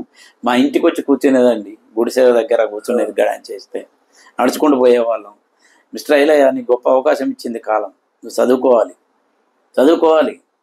ఇది చదువు, అది చదువు అని ఆయన నాటకాలన్నీ అప్పుడే చదివిచ్చాడు నాతో. అట్లాంటి ఆయనకు అంకితం ఇచ్చారు. ఏదో ఒక రకమైన ప్రేరణ ఇచ్చాడు. ఆ తర్వాత కాలువ మల్లయ్య కథలు నాకు ప్రపంచ విప్లవాల గురించి చెప్పినాడు సోషల్ స్టడీలో, మా అందరికీ చెప్పాడు అనుకోండి. నాకు ఎక్కువ ప్రభావం చూపించింది. బండి లక్ష్మీనారాయణ గారికి అంకితం ఇచ్చా. కాలేజీకి ఏమో 69 ఉద్యమం అది అంకితం. 69 ఉద్యమం తెలంగాణ అమరవీరులకు ఇచ్చా. కాలేజీకి ఏమో 4 ఆధునిక కావ్యాలు పరిచయం అనే దాన్ని అంకితం ఇచ్చాను. సభ్యుడేమో నాకు అక్షరాభ్యాసం పెట్టి మమ్మల్ని సాధినటువంటి, మాకు బతకడం నేర్పడినటువంటి మా బావగారు మన్నే నరసయ్య గారికి ఇచ్చా. ఆ తర్వాత ధారేమో మా నాన్నగారికి ఇచ్చా. చిన్నప్పుడు ఎప్పుడో చనిపోయాడు, ఆయన పెట్టిన భిక్షే కదా ఇది. తెలంగాణ సాహిత్య పీఠికలు అనే పుస్తకం, నేను 77 పుస్తకాలకు పీఠికలు రాసా. ఎవరు వచ్చినా పీఠికలు రాస్తా, నేను కాదనను. ఇప్పటికీ 150కి పైగా పీఠికలు రాసి ఉంటాను నేను, మీకు కూడా తెలుసు అది. అదే అట్లా తెలంగాణ సాహిత్య పీఠికలు అనేది మా అమ్మగారికి 77 పుస్తకాలు. మా అమ్మగారు చనిపోయినప్పుడు ఏదో ఒకటి ఇవ్వాలి సంవత్సరం తిరిగేలోగా అని చెప్పి అమ్మకు ఇచ్చా. తల్లిదండ్రుల రుణం గురువుల రుణం తీరదు, కానీ ఏదో నా సంతృప్తి కోసం ఇచ్చా. తర్వాత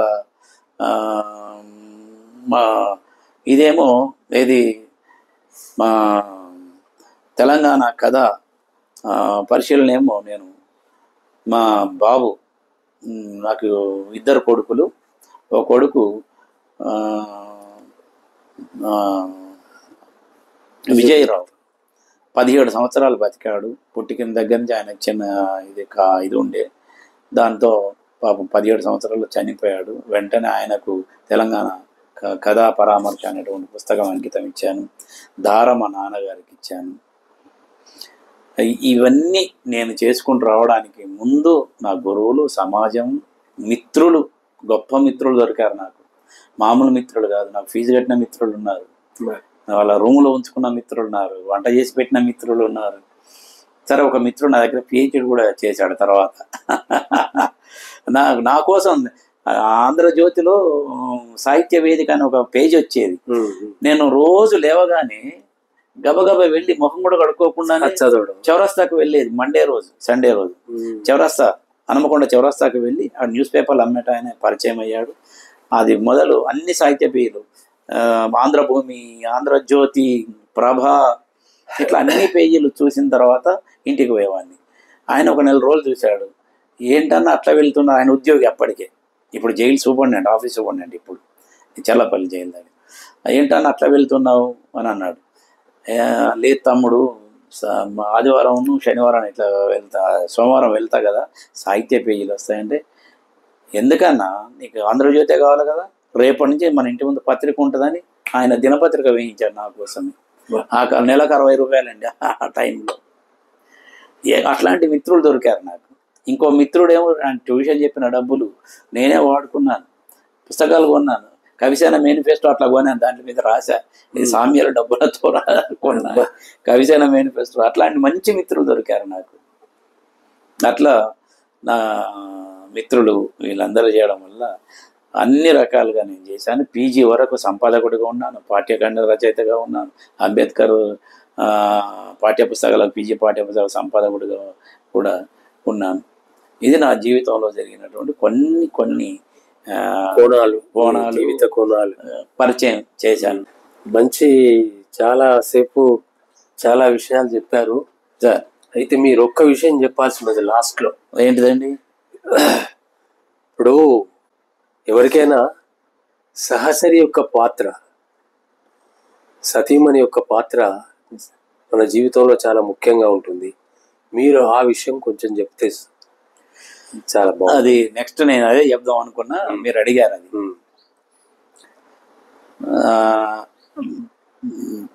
అసలు వారు ఏం చేస్తున్నారు? నా భార్య పేరు, నా సతీమణి పేరు విజయ, వాళ్ళ ఇంటి పేరు కొరివి విజయ, తండ్రి కొమరయ్య. తల్లి ఎప్పుడో ఆమెకు బాల్యంలోనే చనిపోయింది. వాళ్ళు 2 అన్నలు ఉన్నారు. మా భార్య వాళ్ళ బావగారి ఇంట్లో ఉండి చదువుకుంది, జనగాంలో, వాళ్ళ తాటికొండ జనగాంలో ఉండి చదువుకుంది. నాకు బలమైన కోరిక ఏమిటంటే, ఈ అంబేద్కర్ పుస్తకాలు చదివిన తర్వాత అసలు చదువుకున్న వాళ్ళే ఇంట్లో ఉండాలి ఎవరైనా. కాబట్టి నాకు కాబోయే భార్య చదువుకున్న ఆమె కావాలి అని తిరిగానండి. ఎక్కడ కూడా మా సామాజిక వర్గంలో ఇంటర్మీడియట్ పాస్ అయిన అమ్మాయి నాకు దొరకలే. దొరికితే పీజీలో ఉన్న వాళ్ళు ఒక్కరు ఇద్దరిని చూశాను, పీజీ ఒక్కరినే చూశాను, అప్పుడు ఒక్కరే ఉన్నారు. కానీ ఎందుకో ఈ కుటుంబం నాకు సరిపోదు అనుకున్నాను, అటు వెళ్ళలే. నేను చూసి వచ్చినా కానీ వెళ్ళలే. తర్వాత వాళ్ళు వెంటబడ్డారు, వద్దనుకున్నాను. నర్సంపేటలోనే ఒక సంబంధం ఏదో ఉంది, అక్కడ కూడా ఎందుకో దాన్ని కూడా స్కిప్ చేసుకున్నాను, చదువు లేదని. ఈ అమ్మాయి చదువుతుంది, బాగా చదువుతుందని ఒక టీచర్ చెప్పారు నాకు. వాళ్ళ అన్నయ్య వచ్చి అడగానే నేను వెళ్ళి చూశాను, చేసుకున్నాను. చాలా వర్చస్ బాగుంటుంది అమ్మాయి, చాలా మంచి మాట తీరు బాగుంది, సంస్కారవంతంగా ఉంది, పెద్దల్ని గౌరవించేటువంటి ఇది కనపడింది నాకు మాట్లాడుతుంటేనే. వాళ్ళ ఇంట్లో కూర్చుండి 15-20 నిమిషాలు మాట్లాడాను, కనిపించింది. అక్కడ ఫిక్స్ అయిపోయాను నేను. మన వివాహం ఎట్లా అయింది అంటే, కట్నం తీసుకోలే, కట్న కానుకలు లేవు. వాళ్ళన్న ఫిజికల్ డైరెక్టర్ చేస్తున్నాడు. ఈయన ఊళ్ళో ఏదో 3 ఎకరాల పొలం ఉంది, 2 ఇండ్లు ఉన్నాయి, అవే ఉన్నాయి. వ్యవసాయ కుటుంబం మీద బతికిన వాళ్ళు. కానీ తల్లి చనిపోవడంతో కుటుంబం అంతా అదంతా వదిలేసి వచ్చి జనగాంలో ఉంటున్నారు, వాళ్ళ బావ దగ్గర. అక్కడ చదువుకుంటున్నారు. సర్లే అంతా విన్న తర్వాత ఏముంది, నాకు ఉద్యోగం ఉంది, మంచి ఉద్యోగం, మున్పటి డబ్బే లేకుండా ఇప్పుడు నెలకింత వస్తుంది కదా అని చెప్పి ఓకే అని నేను వివాహం చేసుకున్నానండి. ఆమె అప్పుడు ఇంటర్మీడియట్, నేను ఫైనల్ ఇయర్లో నేను చూసినప్పుడు. మా ఎంగేజ్మెంట్ అయ్యే నాటికి ఇంటర్మీడియట్ పాస్ అయింది. అది కూడా జూన్ 3, 1992 జూన్ 3లో చూశాను ఆమెను, ఈ నెల. చూసి కట్న కానుకలు అవుతాము, వాళ్ళ బట్టలు వాళ్ళే తెచ్చుకున్నాం, నా బట్టలు నేనే. ఇక సంప్రదాయంగా వివాహం కంటే ఇంకా ఖర్చులు తగ్గించే వివాహమే అని ఉంటే చేసుకుందాం అని చెప్పి ఆదర్శ వివాహం చేసుకున్నాం. ఆదర్శ వివాహం చేసుకున్నాం. నా పెళ్లి పెద్ద పేరవరం జగన్నాథం గారు, ప్రొఫెసర్ పేరవరం జగన్నాథం గారు, వారే మాతో ప్రమాణం చేయించారు. జనగాంలో మున్సిపల్ ఆఫీసులో సెంటర్లో ప్రమాణం చేయించారు, ఆశీస్సులు ఇచ్చారు. మాతో కలిసి వాళ్ళు భోజనం చేశారు. అందరూ కలిసి ప్రొఫెసర్ హనుమల భూమయ్య గారు పెళ్లికి వచ్చారు, పేరవరం జగన్నాథం గారు, తర్వాత ప్రొఫెసర్ యాదగిరి గారు, వీళ్ళంతా నాకు ఆశీస్సులు ఇచ్చారు. అట్లాగే మా యూనివర్సిటీ నుంచి కొంతమంది ప్రొఫెసర్లు వచ్చి ఆశీస్సులు ఇచ్చి వెళ్ళారు. ఆ ఇంటర్మీడియట్ పాస్ అయినటువంటి అమ్మాయి చెప్పా నేను పెళ్ళి కావాలని, నాకు చదువుకున్న అమ్మాయే కావాలనుకున్నాను, నువ్వు దొరకవు, తక్కువ చదువుకున్నావు, నేను అప్పటికి పిహెచ్డి చేస్తున్నాను, ఉద్యోగం చేస్తున్నాను, ఎట్లా అని చెప్తే నువ్వే నిశ్చింతగా ఉండు, ఇంటర్మీడియట్ పాస్ అయినానండి, మీరేం చదవంటే అది చదువుతాను అన్నారు. తర్వాత BA సోషాలజీ పూర్తి చేశారు, BED పూర్తి చేశారు. BED లాస్ట్ ఎగ్జామ్ రాస్తుండగానే అక్కడ MA సోషాలజీ లాస్ట్ ఎగ్జామ్ రాస్తుండగానే BED కౌన్సిలింగ్కి వెళ్ళింది. ఆ BED కౌన్సిలింగ్ పోయిన తర్వాత సీట్ వచ్చింది, BED పూర్తి చేశారు. డైరెక్ట్ 2 ఉద్యోగాలు ఒకసారి కొట్టారండి DSC రాసి. ఒకటేమో స్కూల్ అసిస్టెంట్, రెండవదేమో SGT టీచర్. SGT టీచర్ ఏమో SC రిజర్వేషన్లు వచ్చింది, స్కూల్ అసిస్టెంట్ ఏమో ఓపెన్లు వచ్చింది. ఆమె చదువు టెరిఫిక్ చదువుడండి. వారు చదివింది, మా మిసెస్ వారు చదివింది 2వ తరగతి నుంచి కోచింగ్ వెళ్ళారు. ఫీజు కట్టాను 2000 రూపాయలు, కోచింగ్ వెళ్ళారు హనుమకొండలో ఉన్నటువంటి. వెళ్ళి 2 రోజులు చూసి ఈ తయారవుడు పోవుడు వచ్చుడు వాళ్ళు ఏం చెప్తలేరు, ఇలా చూసి అలా చెప్తున్నారు, ఇదంతా నాకు గిట్టదు. నాకు 2వ తరగతి నుంచి 10వ తరగతి వరకు సోషల్ స్టడీస్ పుస్తకాలు తీసుకొచ్చి ఏమంటే అన్నీ తీసుకొచ్చి పెట్టాను. స్వయంగా నోట్స్ తయారు చేసుకున్నారు. 2వ తరగతి నుంచి SSC వరకు నోట్స్ తయారు చేసుకొని ఓపెన్లో DSC పాస్ అయ్యారు. అదే స్కూల్ అసిస్టెంట్గా ఫస్ట్ ఉద్యోగంలో చేరారు. వారు ఫస్ట్ దమ్మన్నపేట హై స్కూల్లో చేరారు. కొంతకాలం అక్కడ చేరిన తర్వాత ఇక్కడ వేలేరులో 9.5 సంవత్సరాలు స్కూల్ అసిస్టెంట్గా చేశారు. అక్కడ ప్రమోషన్ వచ్చింది. వస్తే గన్పూర్లో ఉన్నటువంటి శివునిపల్లి హై స్కూల్లో, బాయ్స్ హై స్కూల్లో HMగా చేశారు. 8 సంవత్సరాలు అక్కడ పనిచేశారు. అంతకుముందు కొద్దిగా వేలేరు కంటే ముందు, వేలేరు తర్వాత అనుకుంటా, ఇక్కడ ఉనికిచెర్లలో హై స్కూల్లో సోషల్ టీచర్గా చేశారు. అక్కడి నుంచి ప్రమోషన్గా శివునిపల్లి గన్పూర్లో చేశారు. అక్కడ ప్రముఖ జిడ్డి కృష్ణమూర్తి పార్సి వెంకటేశ్వర గారి ఊరు. అదే నాన్న ఫ్రెండే. వాళ్ళ ఇంటికి వెళ్ళేది మా మిస్సెస్. పెద్దవాళ్ళని గౌరవించడం నా లెక్కన ఆమె కూడా. పెద్దవాళ్ళంటే ఆమె చాలా ఇది. పార్సి వెంకటేశ్వర గారు ఆశీస్సులు తీసుకుంది మొదటి రోజు వెళ్ళి. ఎందుకంటే ఇట్లా కొద్ది పరిచయం నేను వెంకటేశ్వర గారు. విన్నానమ్మా, సార్ పేరు విన్నాను అన్నారు. అక్కడ 8.5 ఏళ్ళు చేసిన తర్వాత మళ్ళీ మొన్న 317 జీవో ఏదో ఉంది చూడండి, దాంట్లో ఏ జిల్లా వాళ్ళు ఆ జిల్లాలో పోవాలన్నప్పుడు ఆవిడ నేను ఇక్కడ ఉద్యోగం చేస్తున్నా యూనివర్సిటీ పరిధి తెలంగాణ ఏర్పడిన తర్వాత పోయింది కదా, అక్కడ ఆమె వారు వచ్చి వరంగల్ జిల్లా సంగెం మండల్ మొండ్రాయిలో హెచ్ఎంగా బాధ్యతలు స్వీకరించి ఇప్పుడు 5 సంవత్సరాలే, 4-5 సంవత్సరాలు అక్కడ చేస్తున్నారు. మా మండలం మా బాబు ఉన్నాడు, రెండో బాబు ఉన్నాడు. ఆ బాబు ఇప్పుడు ఇంజనీరింగ్ చేస్తున్నాడు. అజయ్ రావు అతని పేరు. మంచి షార్ప్, బాగా చదువుతుంటాడు. ఇది మా కుటుంబం. నా భార్య లేకపోతే ఇన్ని రకాల సామాజిక సేవాన్ని, సాహిత్యంలో ఇంత కృషి కానీ నేను చేసేవాడిని కాదు. విద్యార్థులందరూ ఏ ఆదివారం నేను నిద్రపోలేదు, ఏ ఆదివారం నేను వేరే ప్రైవేట్ పని చేయాలంటే మీరు నమ్మండి. ఎంతసేపు సాహిత్యము, పాఠ్యాంశాల బోధన, అంబేద్కర్ ఓపెన్ సిటీ చెప్పడం, డిస్టెంట్ ఎడ్యుకేషన్ చెప్పడం, 15 సంవత్సరాలు జర్నలిజం పాఠం చెప్పా. ఎస్డిఎల్సిలో జర్నలిజం డిపార్ట్మెంట్ పెట్టినప్పుడు పాఠం చెప్పడానికి టీచర్ లేరు. నేను BOS chairman. Journalism, media ethics and values అనే పేపర్ను నేనే డిజైన్ చేసి 15 సంవత్సరాలు బోధించాను. బోర్డ్ ఆఫ్ స్టడీస్ మెంబర్గా నేను ఉన్నాను.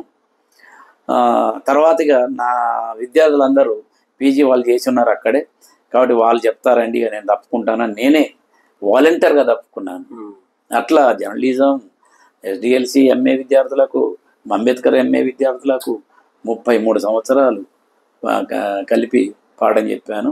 ఎక్కడ ఏ ఆదివారం కూడా విశ్రమించలే, ఏ ఎండాకాలం సెలవులో విశ్రమించలే, ఏ రెండో శనివారం కూడా విశ్రమించలే. ఇట్లా నిర్విఘ్నంగా పాఠాలు చెప్పుకుంటూ వచ్చాను, పరిశోధన చేసుకుంటూ వచ్చాను, వ్యాసాలు రాసుకుంటూ వచ్చాను. తర్వాత రిటైర్ అయినప్పుడు నా భార్య పేరు మీదనే అది కుదిరింది పేరు. విజయ పదం అని పేరుతో 618 పేజీలు, దాదాపు 150 దాకా ఫోటోలు ఉన్నటువంటి ఒక నా షష్టిపూర్ సంచిక, ఉద్యోగ విరమణ సంచిక కూడా అదే. దాన్ని ఆమె పేరు మీద కలిసి వచ్చేలాగా నా విద్యార్థులు చేశారు. దానికి మంతిని శంకరయ్య గారు దాన్ని సంపాదకులుగా ఉన్నారు. మిగిలిన నా విద్యార్థులందరూ సంపాదకులుగా ఉన్నారు, సహ సంపాదకులుగా ఉన్నారు, సంపాదక మండలిలో ఉన్నారు. దానికి విఆర్ విద్యార్థి, Potlapalli Srinivasarao, Anisetti Rajitha,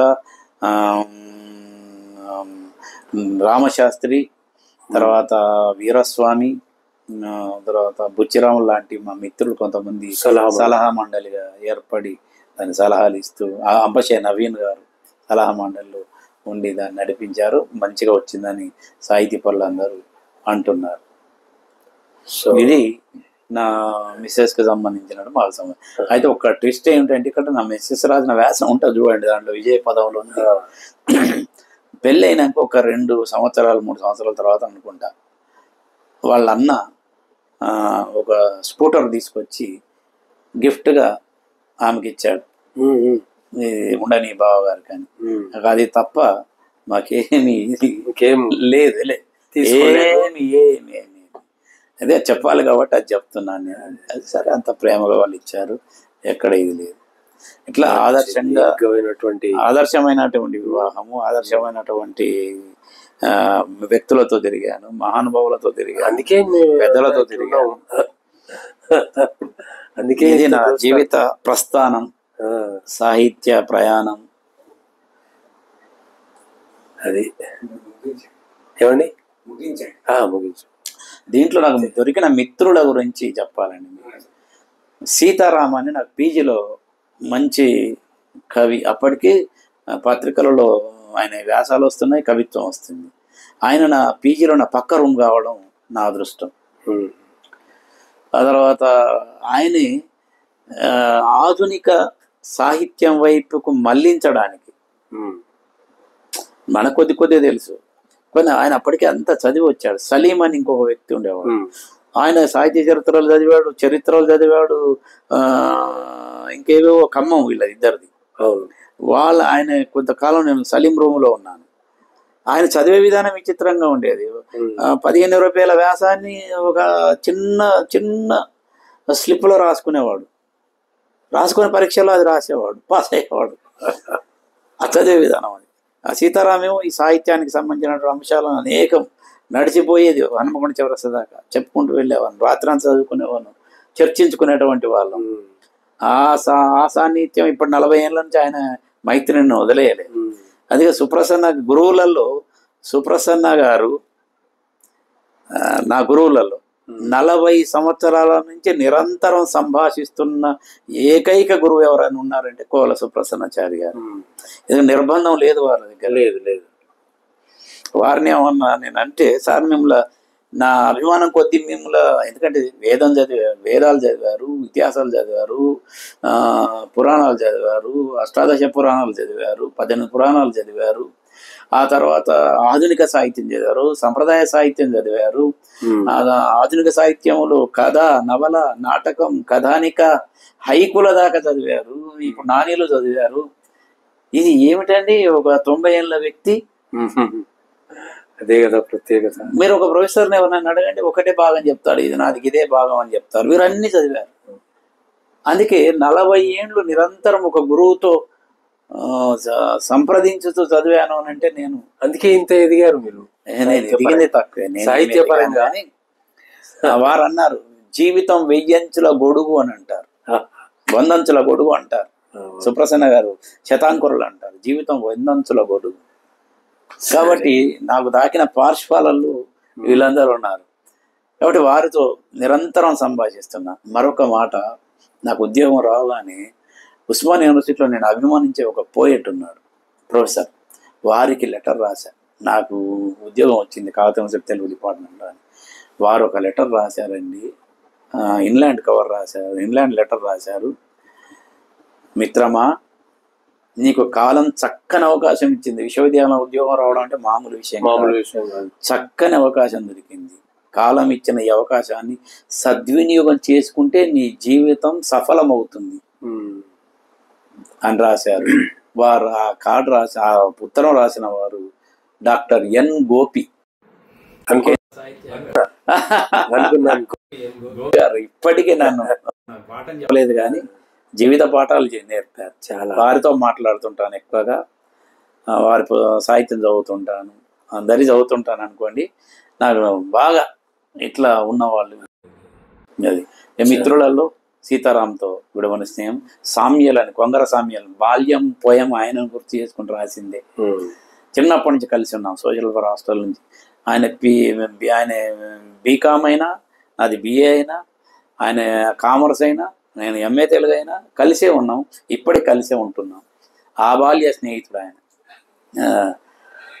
4th class 5th class నుంచి మొదలుకుంటే ఇప్పటి వరకు స్నేహం కంటిన్యూ అవుతుంది. మా ఫ్యామిలీస్ మధ్యన ఇదే వరుసలు పెట్టి పిలుచుకోవడం ఇదంతా ఉన్నది. ఇట్లాంటి అవకాశం ఇచ్చినందుకు స్వాధ్యాయకి, ముఖ్యంగా మీరు నన్ను, అయ్యో కవులను కదిలించడం అంటే కాలం డొంకంతా కదిలించడం అని శ్రీశ్రీ గారు అన్నట్టు, ఏవో ఈ చెప్పుకునే అవకాశం నాకు వచ్చింది, స్వాధ్యాయిలో వచ్చింది. మీలాంటి పెద్దవాళ్ళు అడగడం, ఇంత టైం కేటాయించడం అనేది నేను చేసుకున్న ఒక అదృష్టం అని, పుణ్యం అని చెబుతూ ఈ అవకాశం ఇచ్చిన స్వాధ్యాయికి ధన్యవాదాలు తెలుపుతూ మీకు మనపూర్వకమైనటువంటి నమస్కారాలు, ధన్యవాదాలు తెలియజేస్తూ ముగిస్తున్నా. చాలా చాలా సంతోషం అండి. నమస్కారం. నమస్కారం. మీ గురించి కొంత తెలుసు, ఇంకా చాలా తెలిసింది ఈరోజు. Thank you. స్వాధ్యాయం కూడా చాలా విషయాలు తెలుసుంటాయి. అదొక చరిత్ర సంక్షిప్తం అన్నట్టు. ఇప్పుడు ఒక బాధ ఏముందంటే, తెలుగు భాష ఉద్యమంలో పనిచేసామండి. వారికి ధన్యవాదాలు, మీకు ధన్యవాదాలు. తెలుగు భాష ఉద్యమంలో పనిచేసాం జగన్నాథ్ గారినప్పుడు. అయిపోయింది, పోదాం. అది తర్వాత ఎప్పుడన్నా మాట్లాడుకుందాం. ఉద్యమం చెప్పండి సార్. అదే మళ్ళీ తెలుగు భాష, ఇప్పుడు తెలుగు భాష చాలా దీనమైనటువంటి స్థితిలోకి వచ్చింది.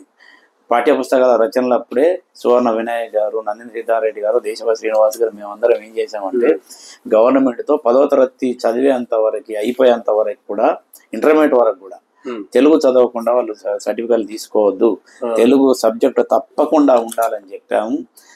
మేమందరం అనుకున్నాము. గవర్నమెంట్కు వాళ్ళంతా దగ్గర సన్నిహితులందరూ చెప్పడం వల్ల కేసీఆర్ గారు SC వరకు చదవకుండా ఎవరు SSC పూర్తి చేయడానికి వీళ్ళేది, తెలుగు చదవాలి అని ఒక జీవో పాస్ చేశారు. ఇతర రాష్ట్రాల నుంచి వేరే భాష వాళ్ళు వచ్చినా సులభమైనటువంటి పాఠ్య గ్రంథాలు తయారు చేసి వాళ్ళకి అందజేశాం. దాంట్లో కూడా నేను భాగస్వామిని, నేను సంపాదకుని.